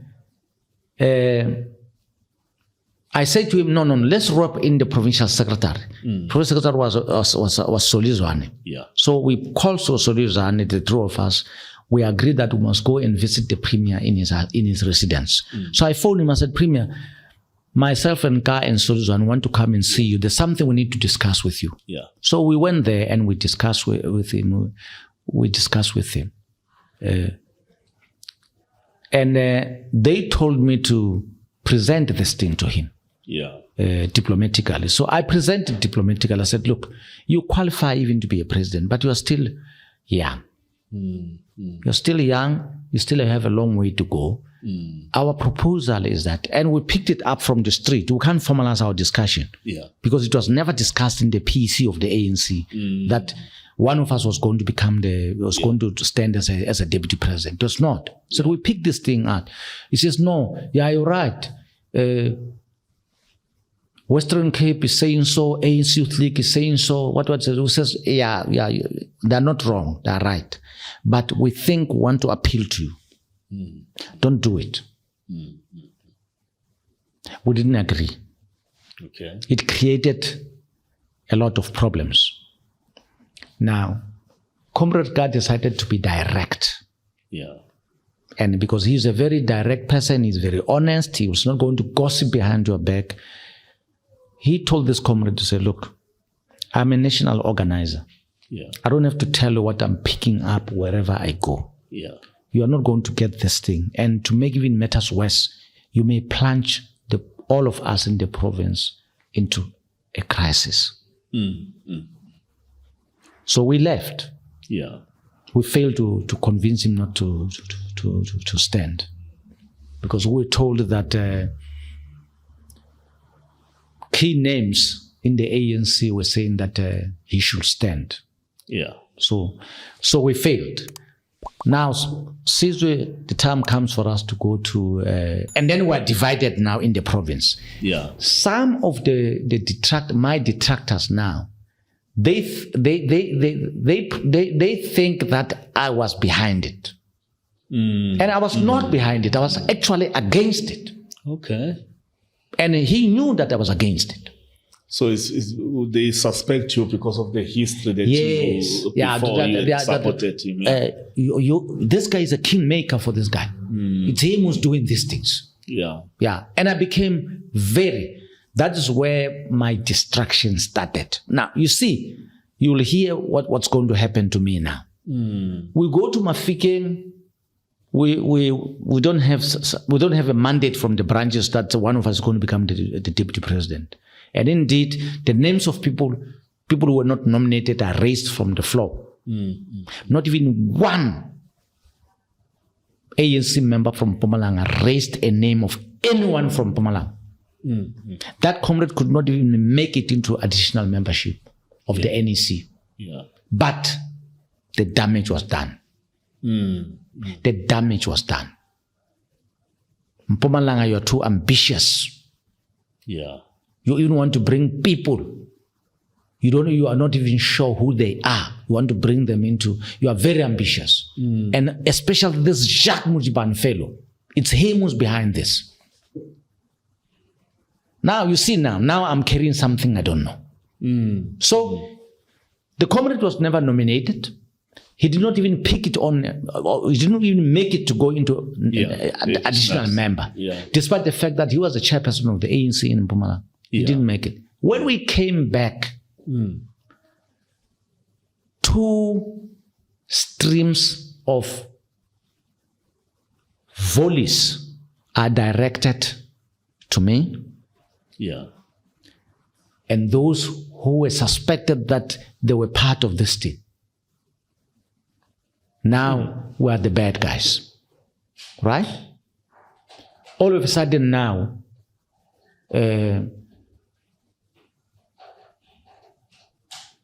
and at that stage now, there is this thing of preparing to build the offices. Yeah. Right? The government offices. Yeah, and I made the chairperson of that political committee to build the government offices. Okay. Then there's what we call Maputo Corridor Initiative. I'm again made the chairperson of Maputo Corridor to make it a point that we prepare. There's a technical committee for that from government to prepare that and so on. Yeah. There are attempts coming from business people. They want to buy my figures, my favor. Some of them come to me and they promise to give me, but to bribe me 5 million rands if I give them this tender. And my defense was, hey, listen, this is a political committee. Yeah. It doesn't have the power. It received the report coming from the technical. The power sits with the executive council. So don't waste your money and try to bribe me. I'm not going to be able to help you with anything. Right? Then there is something called Dolphin Deal. The Dolphin Deal. Yeah, the Dolphin Deal. Yeah. Dolphin Deal was used against me. I hear is the deal where the allegation is that I signed the promissory note. You sold off our game reserves. Yes. You used our game reserve as a collateral to get a loan. Caesar, let me tell you something. That was big. It was a big thing. I was not part of that. One of the first big scandals in the country, I guess. Yeah. And it was manufactured by some of our comrades. Yeah. Because of the anger they had with this plan of deputy presidents. It was manufactured and it was supposed to be used against me. Yeah, I was about to ask, where are you getting the heat from after Mafikeng? From local or from national? It's because of that. Yeah, it's because of that. Because the feeling for those who wanted one of us to become the deputy president is that if Jacques Modipane, with his support from Bushbuckridge, wanted this to happen, it would have happened. Right? Okay. And I refused. I said, I'm not going to do that. That matter was never discussed in the PEC. Yeah. That one of us want to become the deputy president. It was never. Not even one day. It was never introduced. We're just hearing this thing in the air. Right? But when we come back there, those who wanted it now, they're targeting me. Now, there is people make a mistake. Dolphin Deal was between the premier and the park sport. Okay. Park sport, there was a CEO there who was very, very powerful called Alan Gray. Yeah. A very powerful guy who came from Gangwani government. It was him who came with this Dolphin Deal where he negotiated with these guys coming from overseas and everything. Right? Yeah. They even launched it. I was not there when it was being launched. The premier was there when it was launched. They then agreed that they were going to form the banks. When they go to the bank, the banks will want collateral for them to borrow the money for them to build that complex, of Mpumalanga tourism and parks. Those offices were not there. Or the MTPA offices. Yeah, the MTPA offices, they were not there. Yeah. So they wanted money to build those offices. Right? I'm not in the picture. Yeah. I don't know anything. Yeah. Until they started earth moving there. So one day I'm driving with my security. I'm going to the Minimec. We're driving there and we see, earth moving there. Construction. Then I asked this guy, I said, what is going on here? And then my driver and my secretary says, but these are the office of MTPA. You just still Mpumalanga Park Sport. Mpumalanga Park MPB. Mpumalanga Park Sport. Parks and tourism. No, it was not tourism, but at that time tourism was separate. Oh, yeah. Yeah, it was just Mpumalanga Park Sport. GP. Yeah. I said, what? He says, no, but these are the offices. Offices, who's building them? He says, no, they say government is building them. And you are the finance MEC. And I'm the finance MEC. I don't know that we were building offices. I was embarrassed. I just kept quiet. When we reached there, I phoned the Premier. I said, Premier, this morning as I was coming in, I see there's on the end for there's some earth moving. He says, no, Alan Gray is trying to put up offices. And I said, where does he get the money? He says, no, the parastatals, they find a way of putting it. It's the Premier who's talking to me like that. Yeah. So, then I'm asking myself, where do they get the money? When I came back, I called my advisor. He says to me, MEC, you will be surprised what I have discovered. I said, what have you discovered? He says, the reason why I said I want to come and see you. He phoned that day when I was there to say, no, we were together in the meeting. Yeah. He says, tomorrow I must come in the morning. I want to discuss something very sensitive with you. Yeah. He says, this is what I wanted to discuss with you. I said, what? He says, do you know that they have put up together a trust? That trust, they've seeded some of the key assets of Mpumalanga Park Sport, game reserves, into that trust. They are going to use that trust to source money from the banks as a collateral. He says, for information, how I got it. One CEO of a bank called it the Bank of what was it called? Yeah, the Bank of Southern Africa. Yeah. I still remember his name, Nigel Palmer. Yeah. Phoned me. The advisor is telling me, Sam Green is telling me. Yeah. Phoned me to his, invited me to go to his office in Johannesburg. Okay. And he showed me a document. And that document is a promissory note worth 1.something billion. That the CEO of Mpumalanga Park Sport wants to borrow money against this trust. I said, how is he going to borrow the money? Because they need MEC for Finance to borrow that money. He says, that's where you come in. So be ready. To put the signature. Yeah, be ready. Yeah. No, because he knew that it was illegal. Okay. Yeah. He didn't know until Nigel Palmer, the CEO of that bank, approached him. That he had started with a Standard Bank, FNB. By that time, I think it was not ABSA, it was ABSA before becoming amalgamated. Sambo or something. Yeah, it was a Volkskas. Yeah. Then I was preparing to go to Germany on a trip with my team, North Rhine-Westphalia. So, it doesn't matter. He says to me, here are the promissory notes. So he shows me the promissory note. I look at it. I says, look, I need one of this so that I can go and brief the Premier. He gives me one.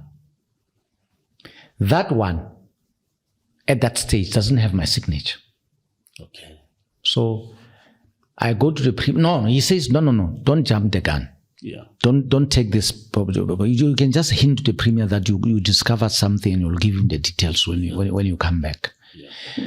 Prior to that, I was approached by Alan Gray to come and brief me about the Dolphin Deal.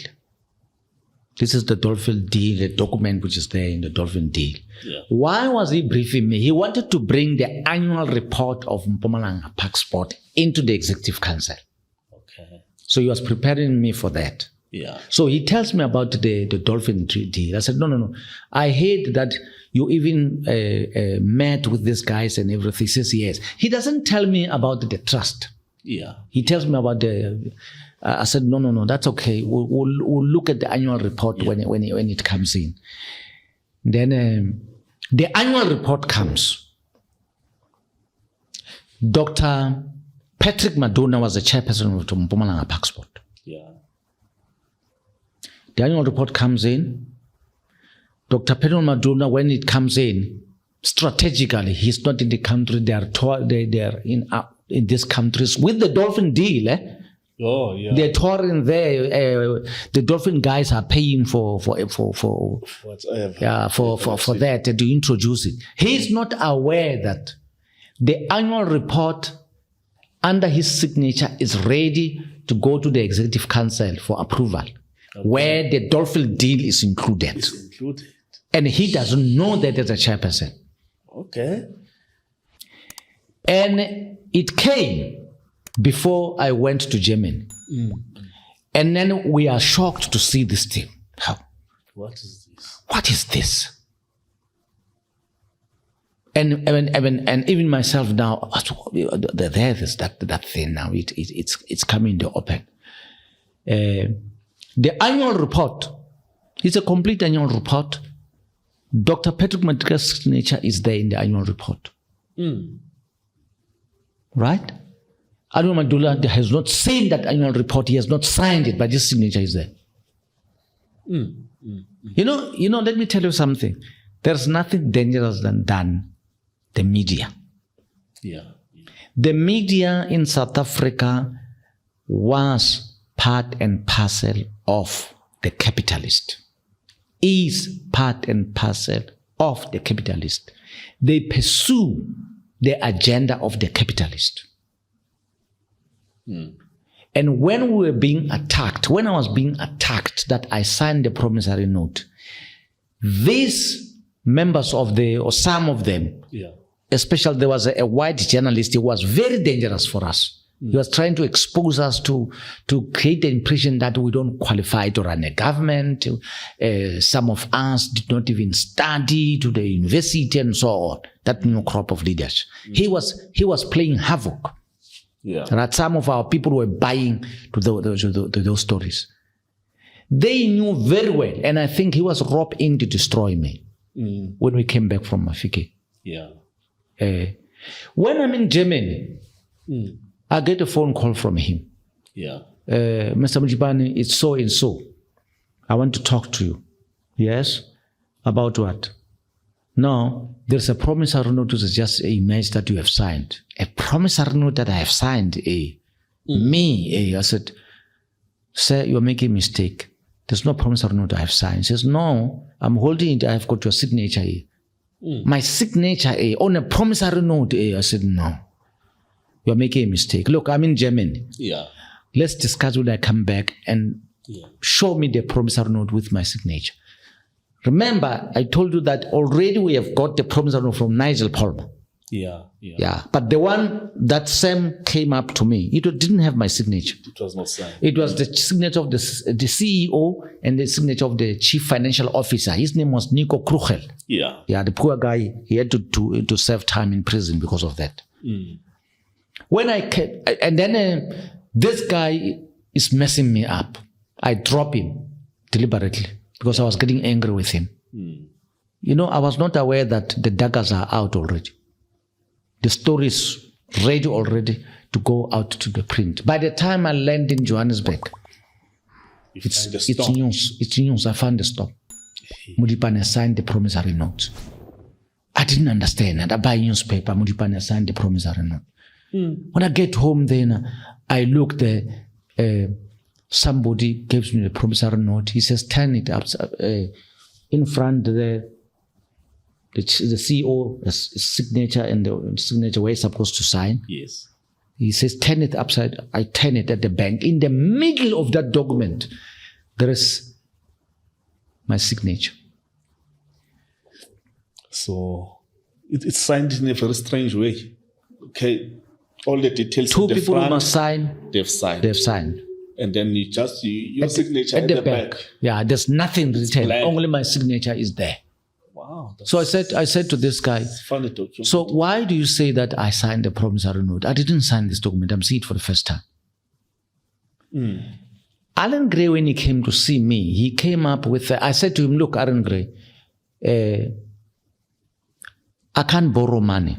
Because he said, no, I'm going to the bank. The banks want you to sign a document where we must go and present to them that we are borrowing. I said, no, I can't sign it. There's a law now. Provinces can't borrow money. I'm sorry. He says, no, maybe you should sign for me the letter where you empower me to start negotiations with the bank. I said, well, that one I don't have a problem. That one I don't have a problem where I say you are going to start in negotiations with the banks. Yeah. He went and then he crafted one page. It says, to whom it may concern. Yes. I hereby appoint Alan Watts Gray to start a process of negotiating with the bank, with the banks, for the possibility of providing money to build offices of the Parks Board on condition National Treasury agrees. Signed. It's a very small, I think 3 lines. Then I signed there, MEC for Finance, that paper.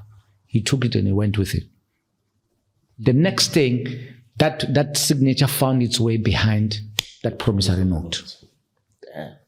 And everybody's pretending that they don't understand how a signature of a person can find its way into a document without that person signing.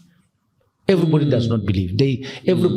Now everybody tick and dom. Modipane signed the promissory note. Modipane signed the promissory note. It was never shown to anybody. It was never shown to everybody to see where it's signed. I called the press conference. I said, "Look, I did not sign a promissory note. Here is the document they're talking about, which was discovered by my advisor."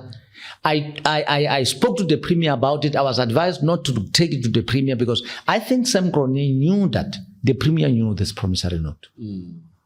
He says, no, don't take it there, it's still too early. I said, look, my signature is at the back here.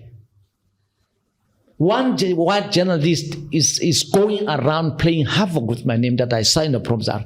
I even used the term, I said, ladies and gentlemen, there was never a time when I lost my mind.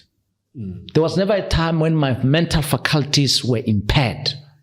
And to the extent that I could sign a document at the bank where there's nothing written on it. There's no evidence to suggest that my mental faculties are impaired. I use that expression. No, the newspapers are writing that Modipane signed the promissory note because Modipane must fall. He's a swine.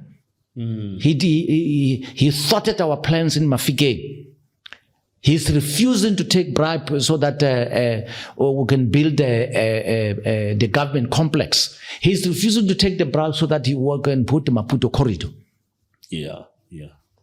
And then with that, I was removed as a chairperson of the political committee for the building and for what. The PEC met in some PwC, not the PEC.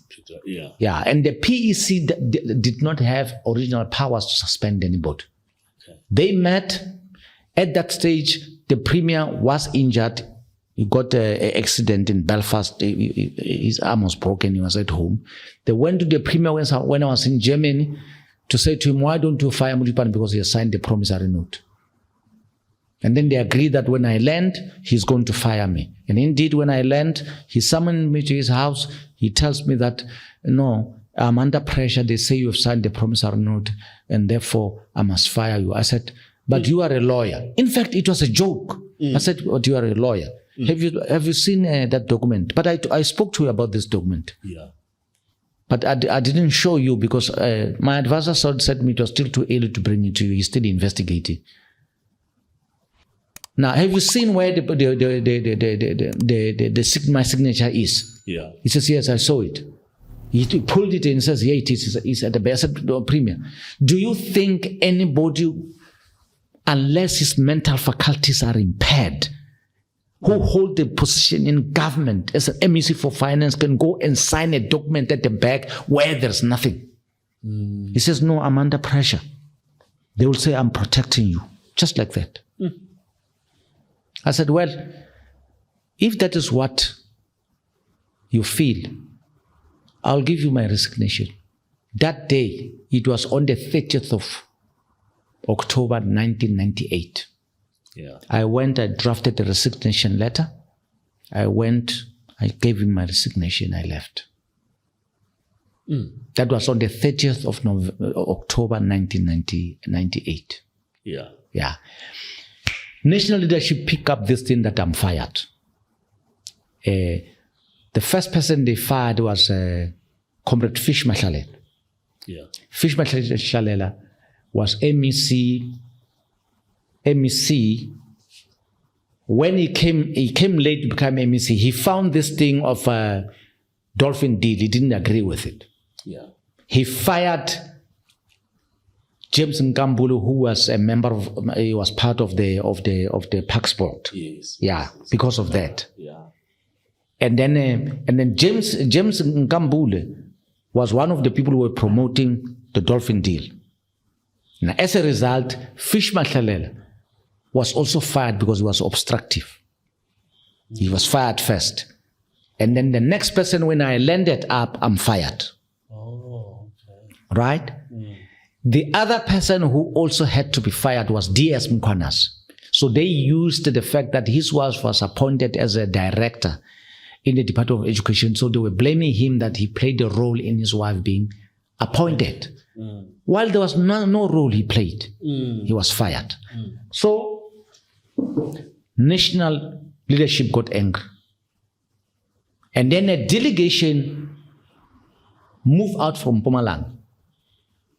A delegation of the people who have been angry with this man being, who was made, first was the chairperson of the ANC, and later he became the premier. Yeah.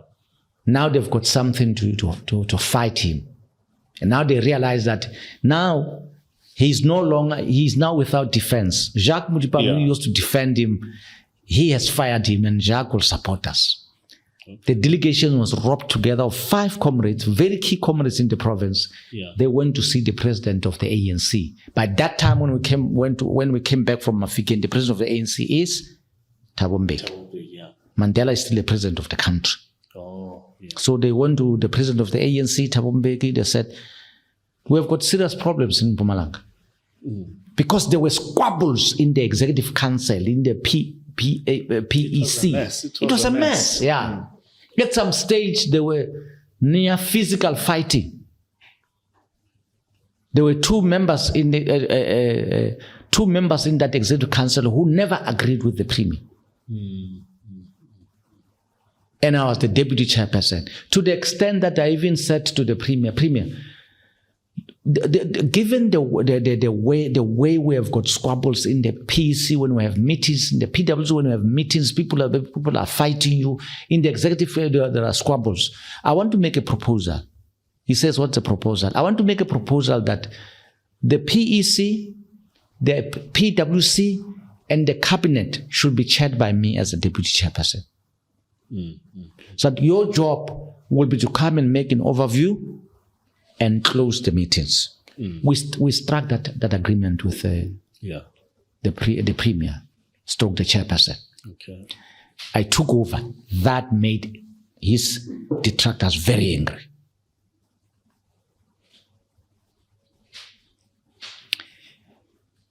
It made the next thing now, when we go in there, he says, I make the announcement to say, comrades, the deputy chairperson will chair this meeting so that I can have the time to debate. It's fine. So I'm chairing the meetings. That was a strategy to protect him. I wanted to protect him. That made my comrades angry with me because they could see that I was defending him. And they ganged. And they go up. And in spite of you being fired or resigning as the MEC, you still... No. That made them happy. Okay. Yeah, they wanted to, they came, they sent one, his late Jackson to him to come and see whether I'm prepared to join them. I said, no, I'm not prepared. I don't want to be part of that nonsense. So they went, they met the president, and they convinced the president, the skirmishes are being fought in Mpumalanga. It's because this man does not understand the ANC. That's why we're fighting in Mpumalanga. Okay. And then that guy who used to work with him, James Nkambule now, he has fired him from the board. He's angry, he has joined them. That guy now is coming with evidence on how this issue of the deputy presidency came from. Because he was in the forefront of that. Okay. He was a member of the ANC Youth League, and ANC Youth League at national, they were running with this thing of him must become the deputy president. Yeah. To the extent that we were approached by them, and we told them, no. Okay. The late Pax Mankatlane came to me, he says, no, the ANC Youth League want this guy to also run as a deputy president. I said, Pax, I don't agree with you. May his soul rest in peace. I said, Pax, I don't agree with you. And please, if you know what is good for you, don't introduce it in the PC of Mpumalanga. Yeah. You're going to get a fight back that you don't know. So ANC Youth League never brought that thing, introduced it. Even in the president, they never brought it into the PEC. It was done underground, pushed by James Nkambule with other provinces, underground. But when he fired him, because the Dolphin Deal is exposed now, it's a big scandal. Yeah. He fired him. He sang like a cannon. James Nkambule said, I'll teach you a lesson. Yeah. He joined those people. There were 5. They went to go and talk to the president. They said, president says, look, we can't just go and charge people who don't know what we're charging them for. And I will recommend to the NEC that we must establish a commission of inquiry to go to Mpumalanga and investigate why do we have so many problems in Mpumalanga. Yeah, in the PEC, because there were serious problems. Now, another question needs to be answered, Sizu. Yeah. And this is the golden opportunity. There are people who say DD Mabuza destroyed the ANC in Mpumalanga. Yes. And I always fight comrades on that. And some comrades say, me, I'm the friend of DD Mabuza. I have never been friend of DD Mabuza.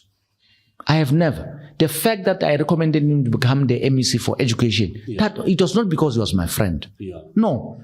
I had information which was putting DD Mabuza as something else. I didn't do that because he was my friend or he was my comrade. No, I did that because I honored the teachers. Yeah. I said it's going to be an anomaly when somebody who's a leader of the teachers is not being appointed to become the MEC for education. Yeah. That's what that was strategic leadership that I provided. Because everybody had amnesty. Why do you want to knock on his door about something you know you cannot go to public and talk about it? Yeah. And then I keep on saying to comrades, you're telling lies. Don't tell people lies and say DD destroyed ANC in Mpumalanga. DD Mabuza at that time, he was a nobody. He was somebody. DD Mabuza does not talk. He doesn't speak. He doesn't talk. Go to public to address meetings. Doesn't do anything. He's a guy who goes underground, gets lieutenants, put them at work to work for him, silent. Yeah. You will never meet him in the political battlefield. Yeah. Never. You are going to meet his lieutenants. Yeah. Yeah. And they will fight with you. Some of them are crooks and are criminals. That's why today we have got a legacy of people being killed in branches of the ANC. Right? So I said, don't lie. Tell the truth that it is our generation, we who went to government in 1994, who destroyed the ANC in Mpumalanga. And I was part of that. I saw it and I can I'm busy writing a book on it. Yeah. How the infighting inside there, because National imposed a person who was not part of the underground during the apartheid era, on the virtue of him being a lawyer, on the virtue of him having gone to exile because there was this thing that he was just about to be killed. Then the ANC National come in and then they promoted him against comrades who were established. Comrades like Chairman Silela, they were established. Right? Okay. Do you see the link? Yeah, I see. I follow the logic that you are painting before me. And then surely indeed a commission of inquiry was established by the NEC, and it came in February 1999. Yeah. It spent 4 days here. The irony of it is that when that commission of inquiry came, the president of the ANC accompanied it. Yeah. He was not a member of that commission of inquiry, but he accompanied it. Yeah. We had meetings. Everybody was given to speak. Everybody who is a leader in the ANC, in the province, whether you're coming from the region, from the branch, there were people who were delegates. It was the most well-organized, inclusive commission of inquiry. Yeah. I even documented my story in that. And the documentation at that stage, I was not aware who was behind wanting to kill me. I still believed that the person who finally emerged, that he was the one who was doing this to me. Yeah. I still believe that he was a victim. Now, let me tell you how I guillotined myself during that commission of inquiry. Yeah. After the commission listened to evidence from everybody, even from me as the deputy chairperson, and I put my presentation in writing, and I got accolades that it was well written. Then the final day came where the commission said, we have done with our work. They called all of us, the PEC. They said, we've done all our work. We've found our culprits.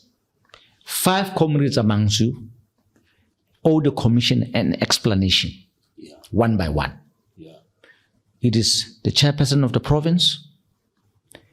It is Mathews Phosa, Chairman Silela, Fish Mahlalela, JJ Mabena,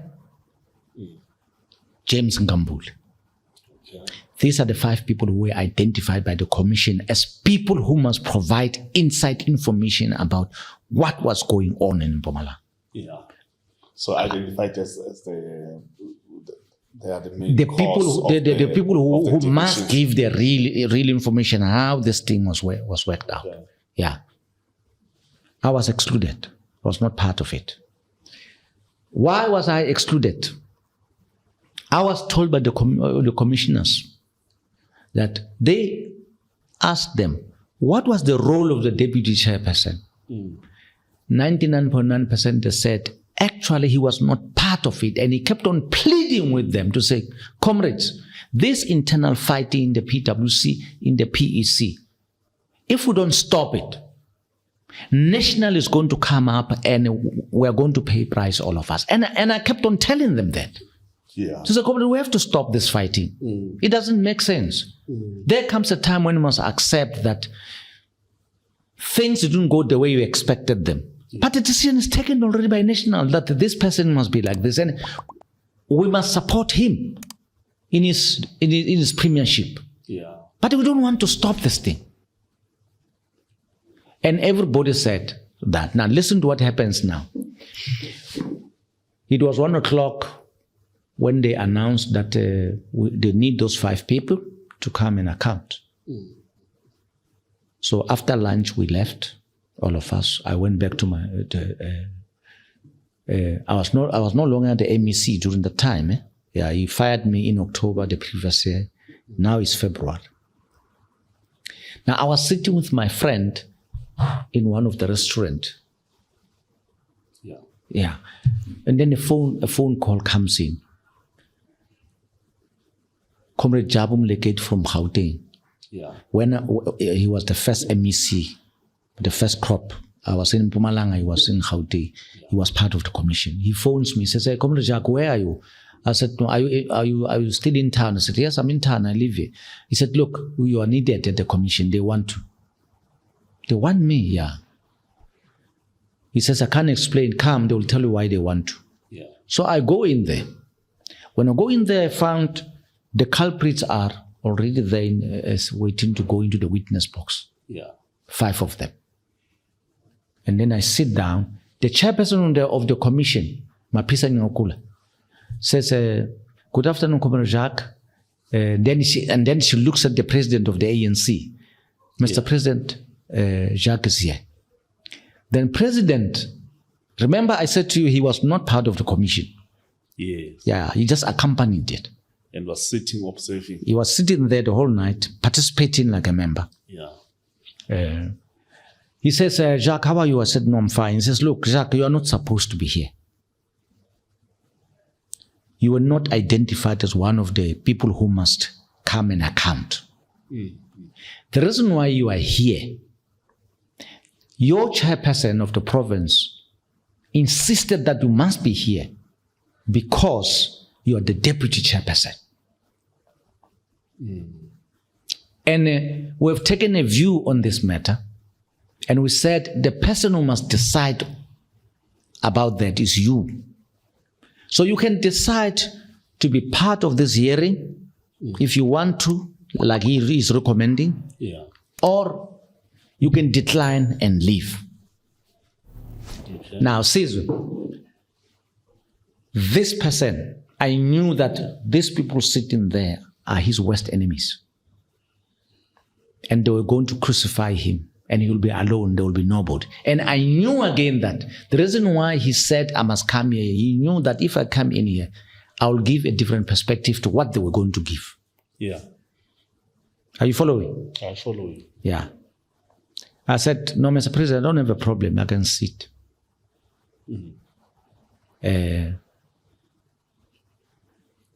And then when the distortion started, the thing started moving. Yeah. I still felt that he didn't know what this James Campbell was talking about. James Campbell was leading the evidence. Yeah. In something, if it was a court of law, he was in the witness box. He pointed him by his name. "This man sent me to go and talk with comrades in the northwest. This man sent me to go and Limpopo to go to talk to comrades that they want to become the deputy president. This man," just like that. And no one is calling him to order to say, "But why do you call this comrade this man?" I said, "What is going on here?" At some stage, when you are honest, you don't realize that actually here, this is a conspiracy. Yeah. I said to them, "But I find it very strange. 5 people are going against 1 person. And it seems as if things are not coming very well." The president got very angry with me. He said, you can't say that. These comrades are giving their own evidence of what they know. Yeah. You are supposed not to know this, and everybody says you are not part of this plan yourself. That is how I stepped myself right through the iota. Because at that stage, I still felt that it was unfair to crucify him. I knew what the skirmishes which were going on in the PWC, in the PEC, in the Executive Council, against him from these comrades who are sitting here. And I was trying to defend him. And I became his co-accused now. So when we finished in the morning, because it took the whole night at 10 o'clock, a closing remark was made, and that closing remark told me that it is over. It is over with this guy. It's over. So we finished, we went outside, and Jabu Mlekit was angry with me. He phoned me from Johannesburg. He says, "Jacques, I nearly screamed when you said you wanted to stay in that because we didn't want you in there." Sure. And you even made things worse by defending this guy. Didn't you read that this thing was over? Then it's over. At that stage, another plan was in the making. The borders. The borders of provinces. Okay. I remember Somehow, Bushbuckridge. Bushbuckridge. The Bushbuckridge, which made it possible for him to become the chairperson and finally become the premier. Yeah. Now Bushbuckridge's fate must be decided. Because Jacques Modipane is a kingmaker of this guy. When it came in, Bushbuckridge must go to Limpopo. In fact, in the interim constitution, Bushbuckridge was assigned to Limpopo. Yeah. Despite the fact that natural borders of the kingdoms before the white men came, Bushbuckridge is part of Swaziland. Yeah. It's Eswatini. Yeah. And there's a natural boundary called the Olifants River. Yeah. That was used by the kingdoms. Yeah. Yeah. Now, Bushbuckridge is in the north of Olifants River. And Bushbuckridge has been part of Mpumalanga. All of a sudden,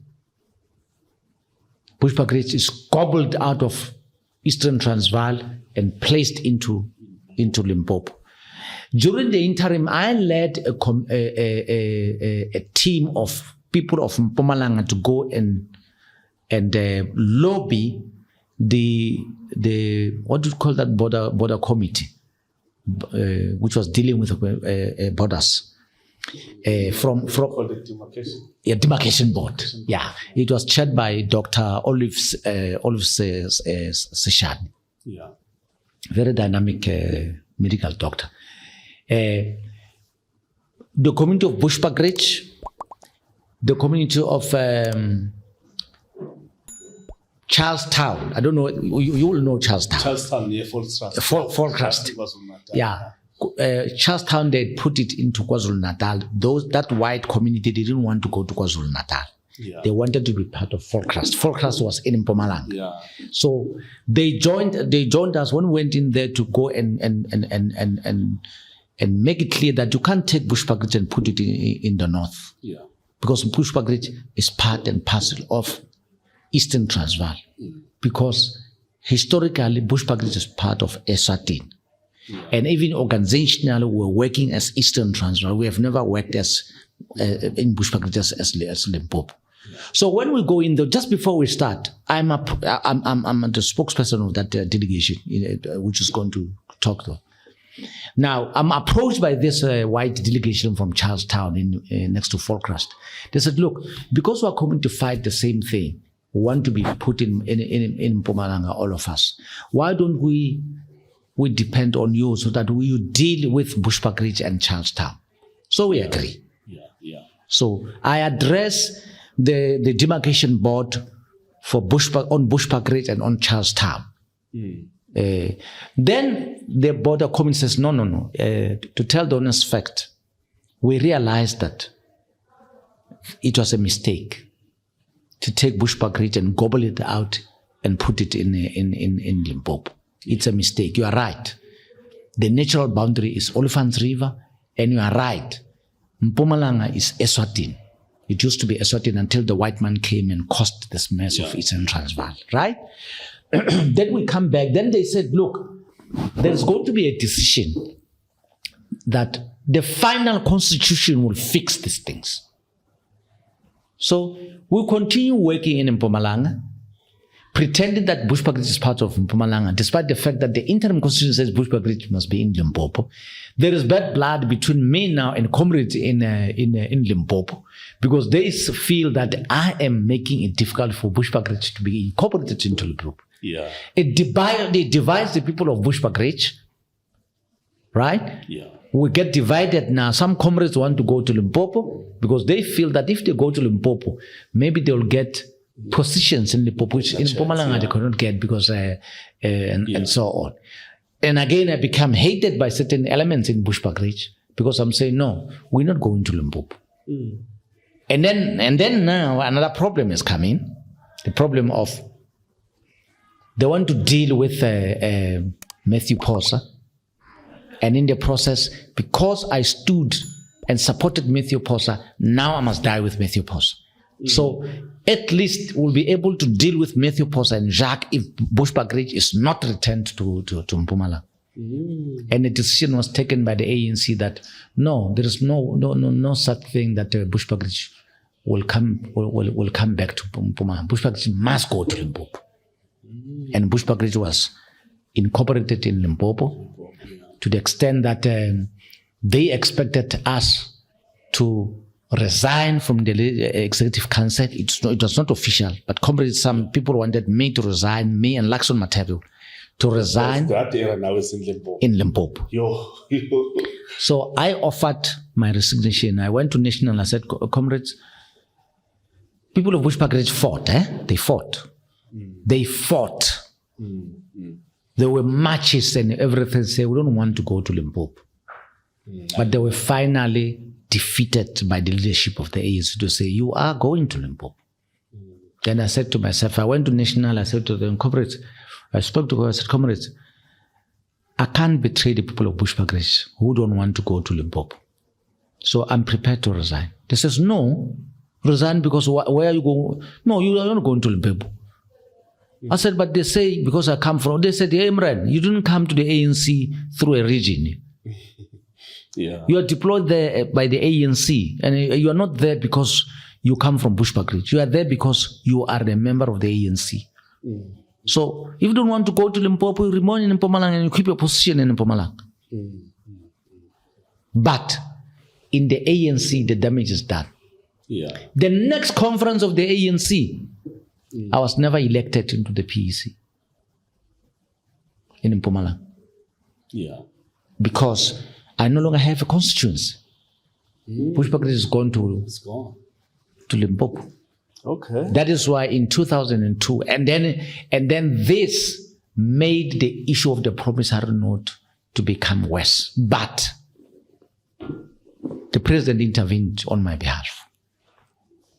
Okay. After the commission, they took a decision that they are going to recommend to the NEC that Mathews Phosa and Chairman Silela must never stand for any executive position in the PEC of Mpumalanga. Because they are the two magnets pulling into different, that was the wording in the commission, pulling again in different directions. So the two of them, they must not stand. Right? Yeah. And indeed, they didn't stand. Yeah. So even me, I was not elected because who was going to elect me? Yeah. So they have now tribalized the membership of the ANC now. So I didn't make it. Not only that, I didn't make it even in the list of going to the legislature. I was number 37. And the only number of the ANC who must go into the legislature is 23. Yeah. Then 23, 24, 25, 26, the 3 is the opposition. So I'm very far from into the 37. Yeah. So, but when the commission finished on that day, the president said to the premier, Colonel Phosa, I find it very strange that you, amongst all the people, you will believe that Jacques signed a promissory note. You are a lawyer. How can anybody sign a document at the back and it carries a legal status? I'm not a lawyer, but I can see that this thing is fake. And you release Jacques. Jacques is not guilty of anything. It's not guilty. So please reappoint him. Take him back to the executive council. It was a final instruction. Okay. But now the true colors come out. He was so angry, and I got away to say, you know what? You will go back to the executive council. And one of the journalists told me, a white journalist, he said, you'll go back, but the man is angry. He doesn't want to take you back to finance. He's going to make you the MEC for safety and security. And indeed, the next thing, I got a phone call after 3 days. I'm appointed as the MEC for safety and security. I mean, think about it. You are being trained on economic macro policy, so that you lead the political side of treasury in the province, and all of a sudden, immediately you are being changed. You are going to become the MEC for police. I became the MEC for police for 4 months. February, March, April, May, June, I was MEC for police. Because the president said he must go back to the executive council. Fishman Hlalele also, he said Fishman Hlalele must go back to the executive council. And Lasichwe was appointed to become the MEC for finance. So another milestone which will make you think. I've decided that it's over with me in Mpumalanga, and I've decided that somewhere I'm going to resign. I'll go to. I'm no longer a member of the legislature. I'm not going to go to the legislature because I'm number 37. So there's a friend of mine. He approaches me and says, "No, look, come to business. Let's go and negotiate with one guy selling a company in Limpopo." So in the evening, when the premier, before that, National intervened. Before people are sworn in to go to the second legislature. National intervened. They said, "Look, we have looked at this list of people who are going to the legislature in 1999.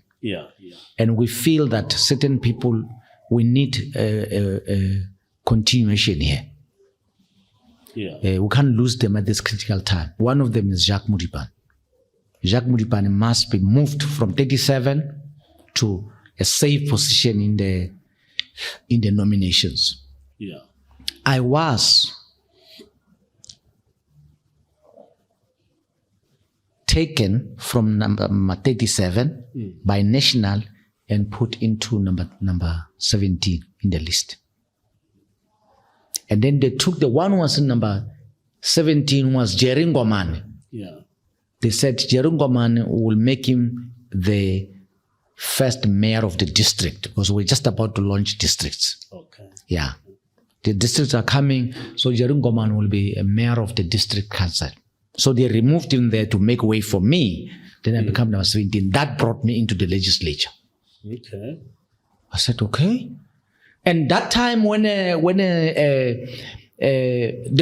night before, I don't know that. That time I've been moved. I don't know that. So I'm sitting in a house with Mathews Phosa in his house that evening. We are reminiscing about where we're coming from and so on. The new premier, Ndaweni Mahlangu, is going to appoint his cabinet the following day. So you're still on friendly terms We're in still on spite of friendly what has terms. happened? It hasn't dawned that where the missiles are coming from for me. It hasn't dawned. But some people are trying to sensitize me. But I don't believe that they're telling me the truth. All right? And then as we're sitting there deep into the evening, around about 10:30, we're still sitting there and drinking coffee and talking there. A phone call, my phone rings. By that time we had cell phones now. The big ones. Yeah, the big ones. That you put here. Yeah.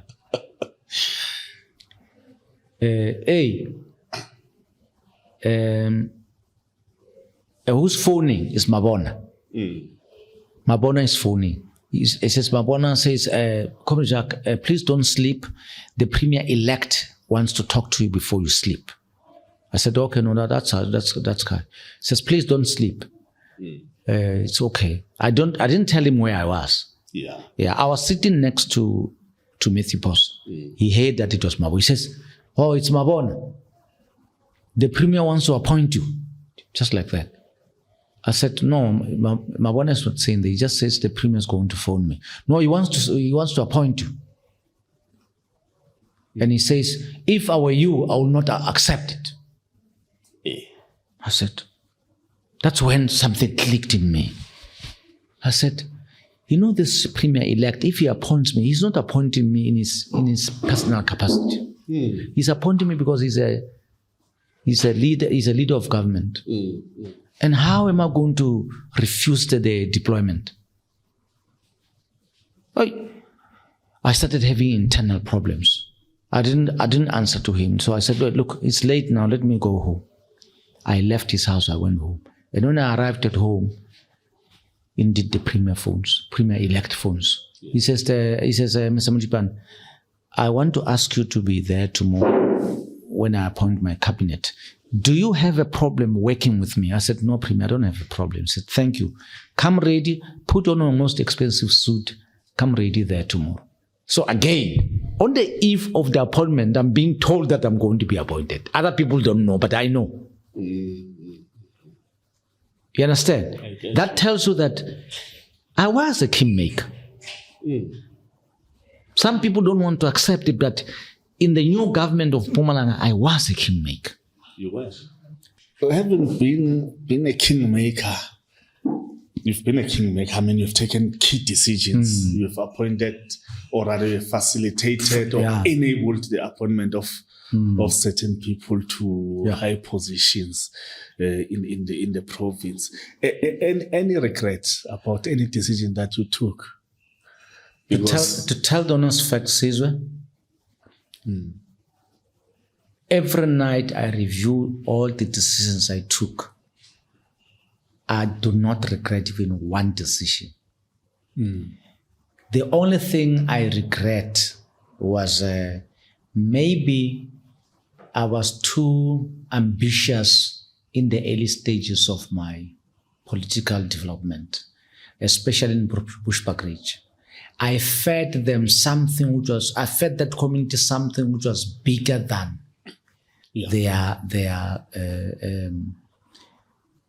than they can accept. The issue of fighting against apartheid, defying it openly, they couldn't take it. And that's why it was very easy when the white government recruited people to be part and parcel of the vigilantes.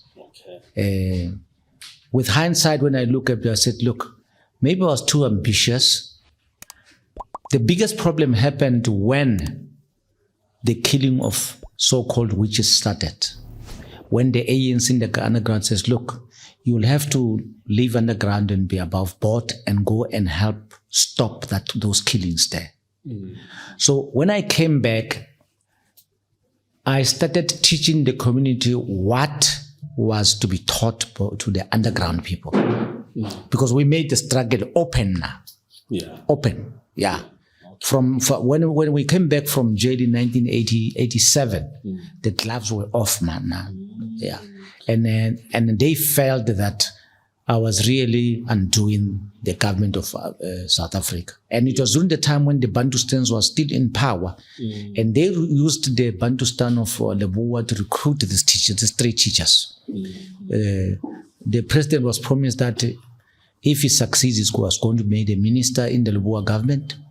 The other one was going, because he was a deputy principal, he was going to be I don't know what they promised the mastermind, the big brain. Because the big brain, when he discovered that his friend was killed, because we operated and we hit back, and the president of the vigilante was killed brutally. Okay. No. Clearly, your whole political life before democracy and after, you were called upon to act, and your actions were seminal in a way. They were seminal. It was very interesting. It tells a story about social phenomena. You must take people step by step.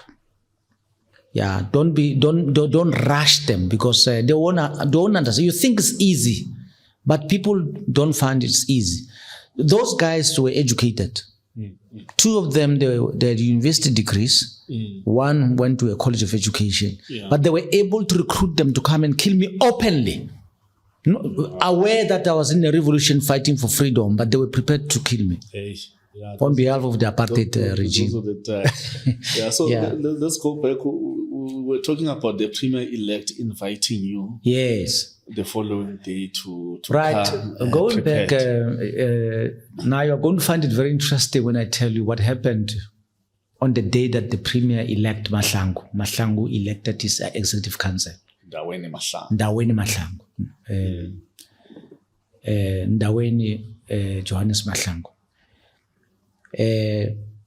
After making his preamble, and he says, I've decided to appoint my executive council in public in the stadium. So the judge was standing there. The premier was standing next to the judge. And then he had invited the outgoing premier, Mathews Phosa. Then he started with finance. He said our MEC for finance is Jacques Modipane. I must say everybody was surprised because they thought that I'm done. The promissory notes. The promissory notes, they've done on their damage, and that is 1999. And then after that, I go on the stage. The judge saw me. I sign. After signing, then I move to the premier-elect. He congratulates me. Then I move to the outgoing premier. Listen to this. In big capital letters, soft talking to me. You have just appended the controversial signature. We shall see. Okay. Now it became very clear to say, I slept over a revolution. I didn't understand something. Now I'm being told by the horse itself. So it is something you didn't expect. I didn't expect that. You didn't suspect that he had some resentment towards you. Well, there was too much talk, people talking. Usually when you tell me something, I listen. Yeah. And I go and I dig. And some of the people who I spoke to are people who once worked with him, and they said, listen, we know you are in trouble. Then I said, yeah, they were right. Yeah. It was in 1999. Fast forward in 2000, I think May. Yeah. I was landing Cape Town. We're having a finance min-mac. I took a plane, and it was a straight line from Kruger, Mpumalanga, straight to Johannesburg, to Cape Town. I mean. The moment I land, I open my cell phone, the premier calls. I'm still at the airport. Mr. Modipane, where are you? I said, no, I just landed at Cape Town. We're having min-mac. He says, no. Please, man, an emergency has occurred. Please fly back as a matter of urgency. I said, Premier, we're just about to start min-mac. He says, no, what I'm calling you back for is more important than what you're in there. So I must come back. Yes, come back. We've already booked you in the next flight. So I phoned the office, the National Treasury. Listen, I have just landed there. The Premier is recalling me to Nelspruit. He says it's very urgent. I must come back. And then I phoned my colleague, Jabum Legate. I said, Legate, I can't come in there. Legate says, hey, I'm sorry, bro. I think you must prepare for the worst.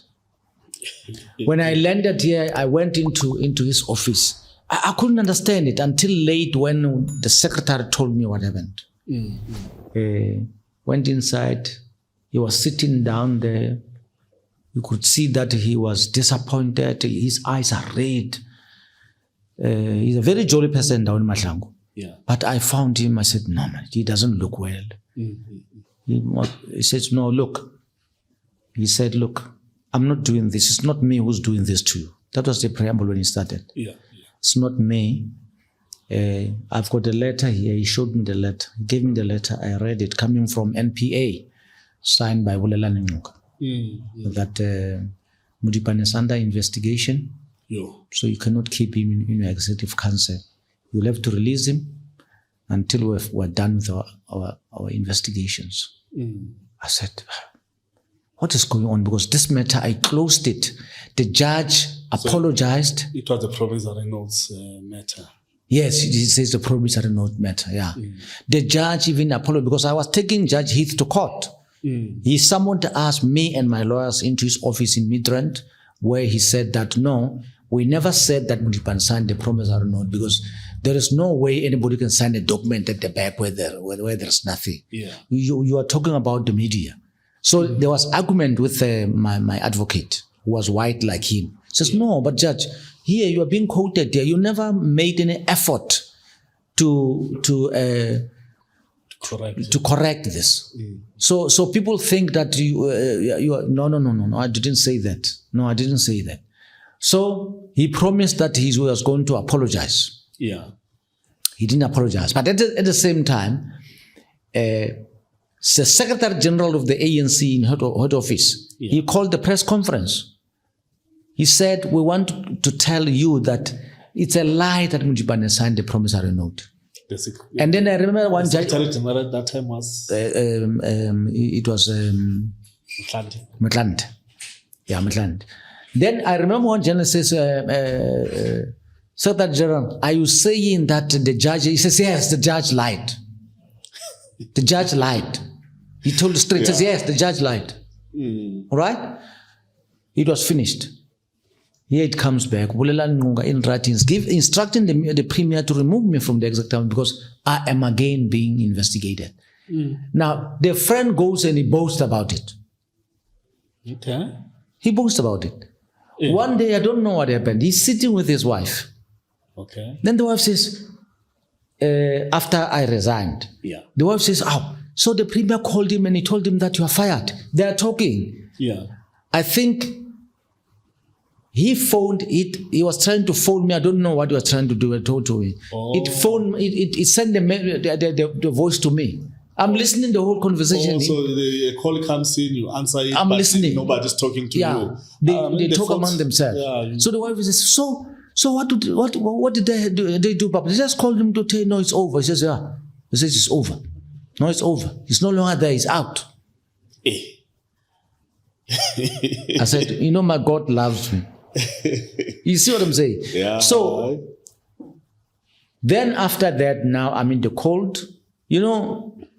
I still believe that I haven't done anything wrong. I know I haven't done anything. So I believe that as soon as they finish, they will recall me.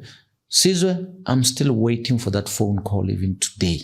It's from 2025. No, from the premier. See, because they said once they're done, they'll give him the results. And the result, as far as I'm concerned, is going to say, no, we're sorry, he didn't sign the promissory notes. There was no investigation. Nobody was investigating. Nobody was going to tell the premier that, no, we're done with our investigation. Modipane did not sign the promissory note. Up to today, in 2025, May, I'm still waiting for that call. But at that time, Bulelani was heading the Scorpions. Yes, he was. Within the NPA. Yeah, he was. He was saying NPA. And those guys were not. They were very not playing games. Yeah, they were powerful. The Hawks are just a weak version. This country, I always tell people, I remember one day I was in Botswana, we were talking to some other guys. I said, guys, in South Africa, we're not in Africa. Our government is fighting corruption. In our country, whether you're a minister or an MEC, if you are corrupt, you are arrested in style. Wherever you are. Today, young people will not believe if I were to tell them what I'm telling you now. No, they won't believe it. Hey, the Scorpions were rough. They won't believe it. The worst evidence was laid at the Zondo Commission. People's names were put in there. But no one is fired from government. No one is arrested. And that report, Zondo Commission report, is collecting dust if it's still there. I won't be surprised if those reports are stolen and destroyed. So now it's the second time around. Those allegations of the promissory note are resuscitated. And the issue is that I must be removed from government. Because if I'm in government, what if tomorrow, one day they start investigating and I tell them what I know? Because I knew a lot of things. Yeah. I knew a lot of things. But now that it's happening for the second time, were you able to survive after that? No, I was not able to survive.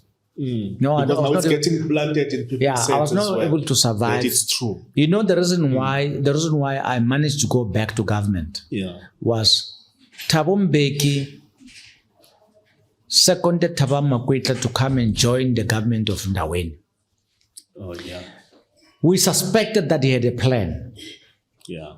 Because Ndaweni Mahlangu was taking a beating from people in the ANC because his history, he was a minister in the Bantustan of KwaNdebele before. Yeah. Yeah, Ndaweni Mahlangu was a very, very established administrator because at some stage he was a minister of education in KwaNdebele, I think. Yeah. And then was he a former magistrate as well? Yeah, he was a magistrate. Yeah, so Ndaweni Mahlangu was a good administrator.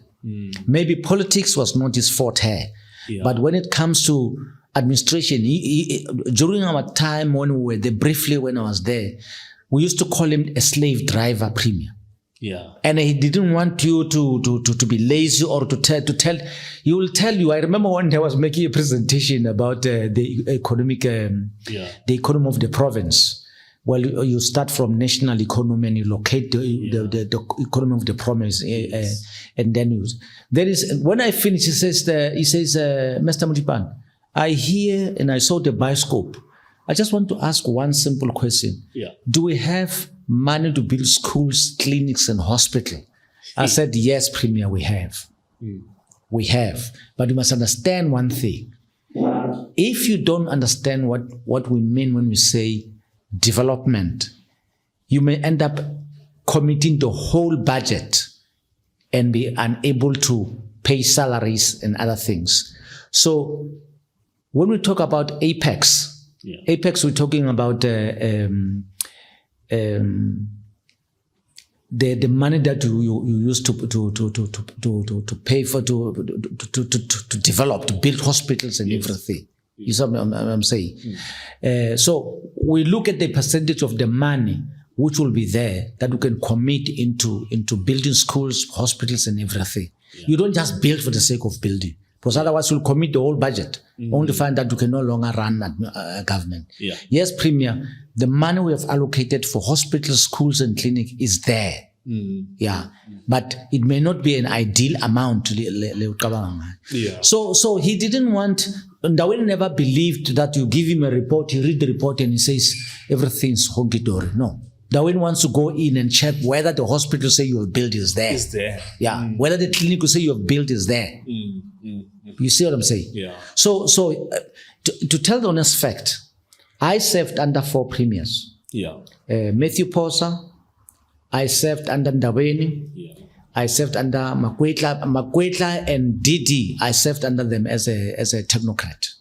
Oh, okay. Of these 4 premiers, I can put my head on the block that 2 were the best administrators.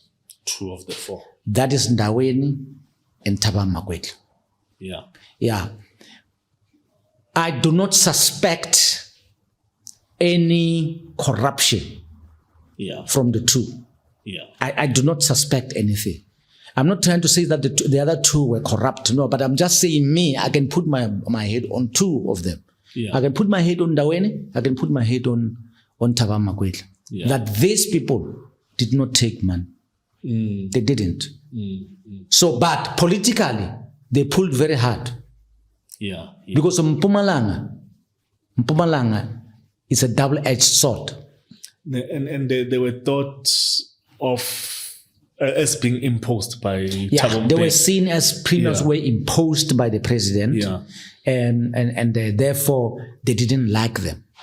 I mean, I must say that Thabo Makwetla, with all his revolutionary credentials, because he has impeccable revolutionary credentials, he has been there, but they made him pull very hard, and they were using tribalism against Thabo Makwetla. They were using tribalism. Yeah. You understand what I'm saying? And the man, when it comes to the political theory and everything, when Thabo Makwetla was behind a mic, when Thabo Makwetla was sitting on the chair addressing the PAC and what, you knew that the revolutionary is behind that mic. Yeah, he was the best. But he pulled very hard because what they unleashed on them was very bad. Yeah. Was very bad. I think by the time he left, he just said, I'm happy to leave this province. Yeah, because it didn't help. The tensions between the Thuli House and Mpumalanga were palpable. Very palpable. Very palpable, yeah. So that's it. It's a story about a province which was not, to tell the honest fact, given time to run its affairs very well. Yeah. It only started running its affairs after DD Mabuza became a premier. DD Mabuza was full control of the province. Yeah, but before then... Before that, was still... we were soldiers who took command. Yeah. You're going to, please don't do things like this, do it like this. Don't do things, don't do it. So we're revolutionaries because a revolutionary is a soldier, takes commands. Yeah, it manifested in many ways, this tension, because hardly any ANC, senior ANC member, experienced even in government, would be appointed into national cabinet, into... No. Not in Mpumalanga. Not in Mpumalanga. Yeah, it never happened. I look at the people who are ministers now. Yeah.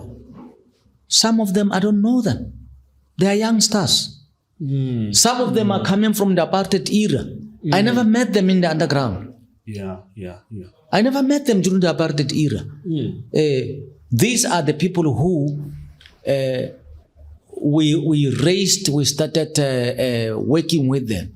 Well, some opted not to go to government. They only go to government now. We were underground. They're there. You can pinpoint. We know them. Yeah. We know them. If you ask me about Jonas, I'll tell you I know Jonas. During the most difficult time, Jonas was there. I know him. But he came late and became a deputy minister late. They're there. But the majority of the people, Mpumalanga is west. You know Mpumalanga, the entire generation, UDF generation was wiped out. Yeah. Those who went to prison, wiped up. The only one who stood there, stayed for some time until the end was Fish Matlalelo. Fish Matlalelo managed to survive. He survived. Yeah, he survived. He only failed to go in now with the DA coming in. Yeah. He survived because he even became a deputy minister. Yeah. I mean, you have giants like Kashabango. The man who was sentenced to death, he was only given clemency on the evening, the night was going to be hanged. They even gave him a grave number. And then on the 11th hour, he was given clemency. That generation of UDF, generation of those who came from prison, generation of those who went to exile, go and look now. We are not going to find even one of them. Yeah. And go and look at the people who are there. Those people, many of them, maybe they started doing after 1990 when the ANC was unbanned. Yeah. But those who were there during the thick of things, when it was not fashionable to be a revolutionary, you were being killed, you were being tortured, you were being sent to jail, you were being assassinated. They were all wiped out in Mpumalanga. Yeah. That's. And there's no one even to ask a question to say, but people of Mpumalanga, do you see what is going on? Where are the leadership that led us during the revolution? What happened to them? Because they're not dead, they're alive. They're alive, they're there. Yeah. And I'm talking about people who are known. Some of them were teachers. They were in Mgwenya College of Education, in these colleges in Kwandebele, in everywhere, they are teachers. They were never given the opportunity to come on board. No. Exactly.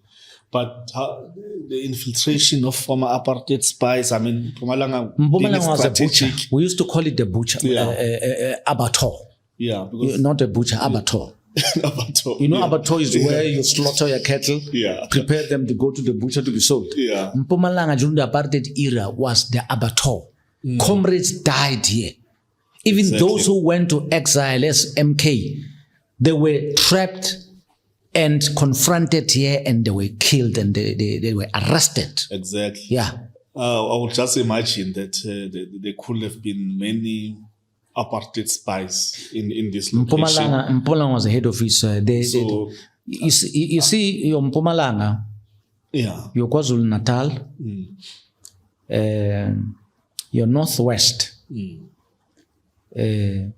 and also the province which are surrounding. I don't know which province are surrounding Lesotho. Free State, part of KZN. Yeah. Gauteng a little. Yeah, the apartheid spies and assassins were very rife there. Yeah, because that's where frontline states. That's where when they smuggled them into the country, we're receiving them. We're receiving them, and then some of us became notorious because we were providing intelligence, arranging logistics, accommodation for them to sleep, moving them around, and so on. Yeah, but my question is on this point. Do you suspect that apartheid spies infiltrated the democratic government? We were infiltrated. And they got into leadership positions, strategic positions. Very strategic positions.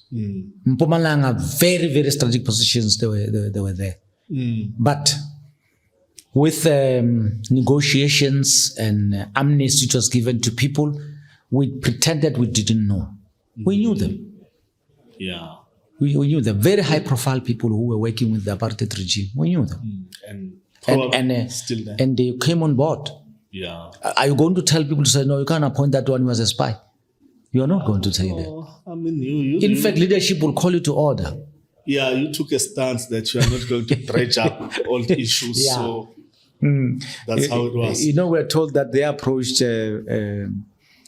Mandela, and Mandela says, you know, comrades, if I were to start looking for people who were spies, I will remain alone.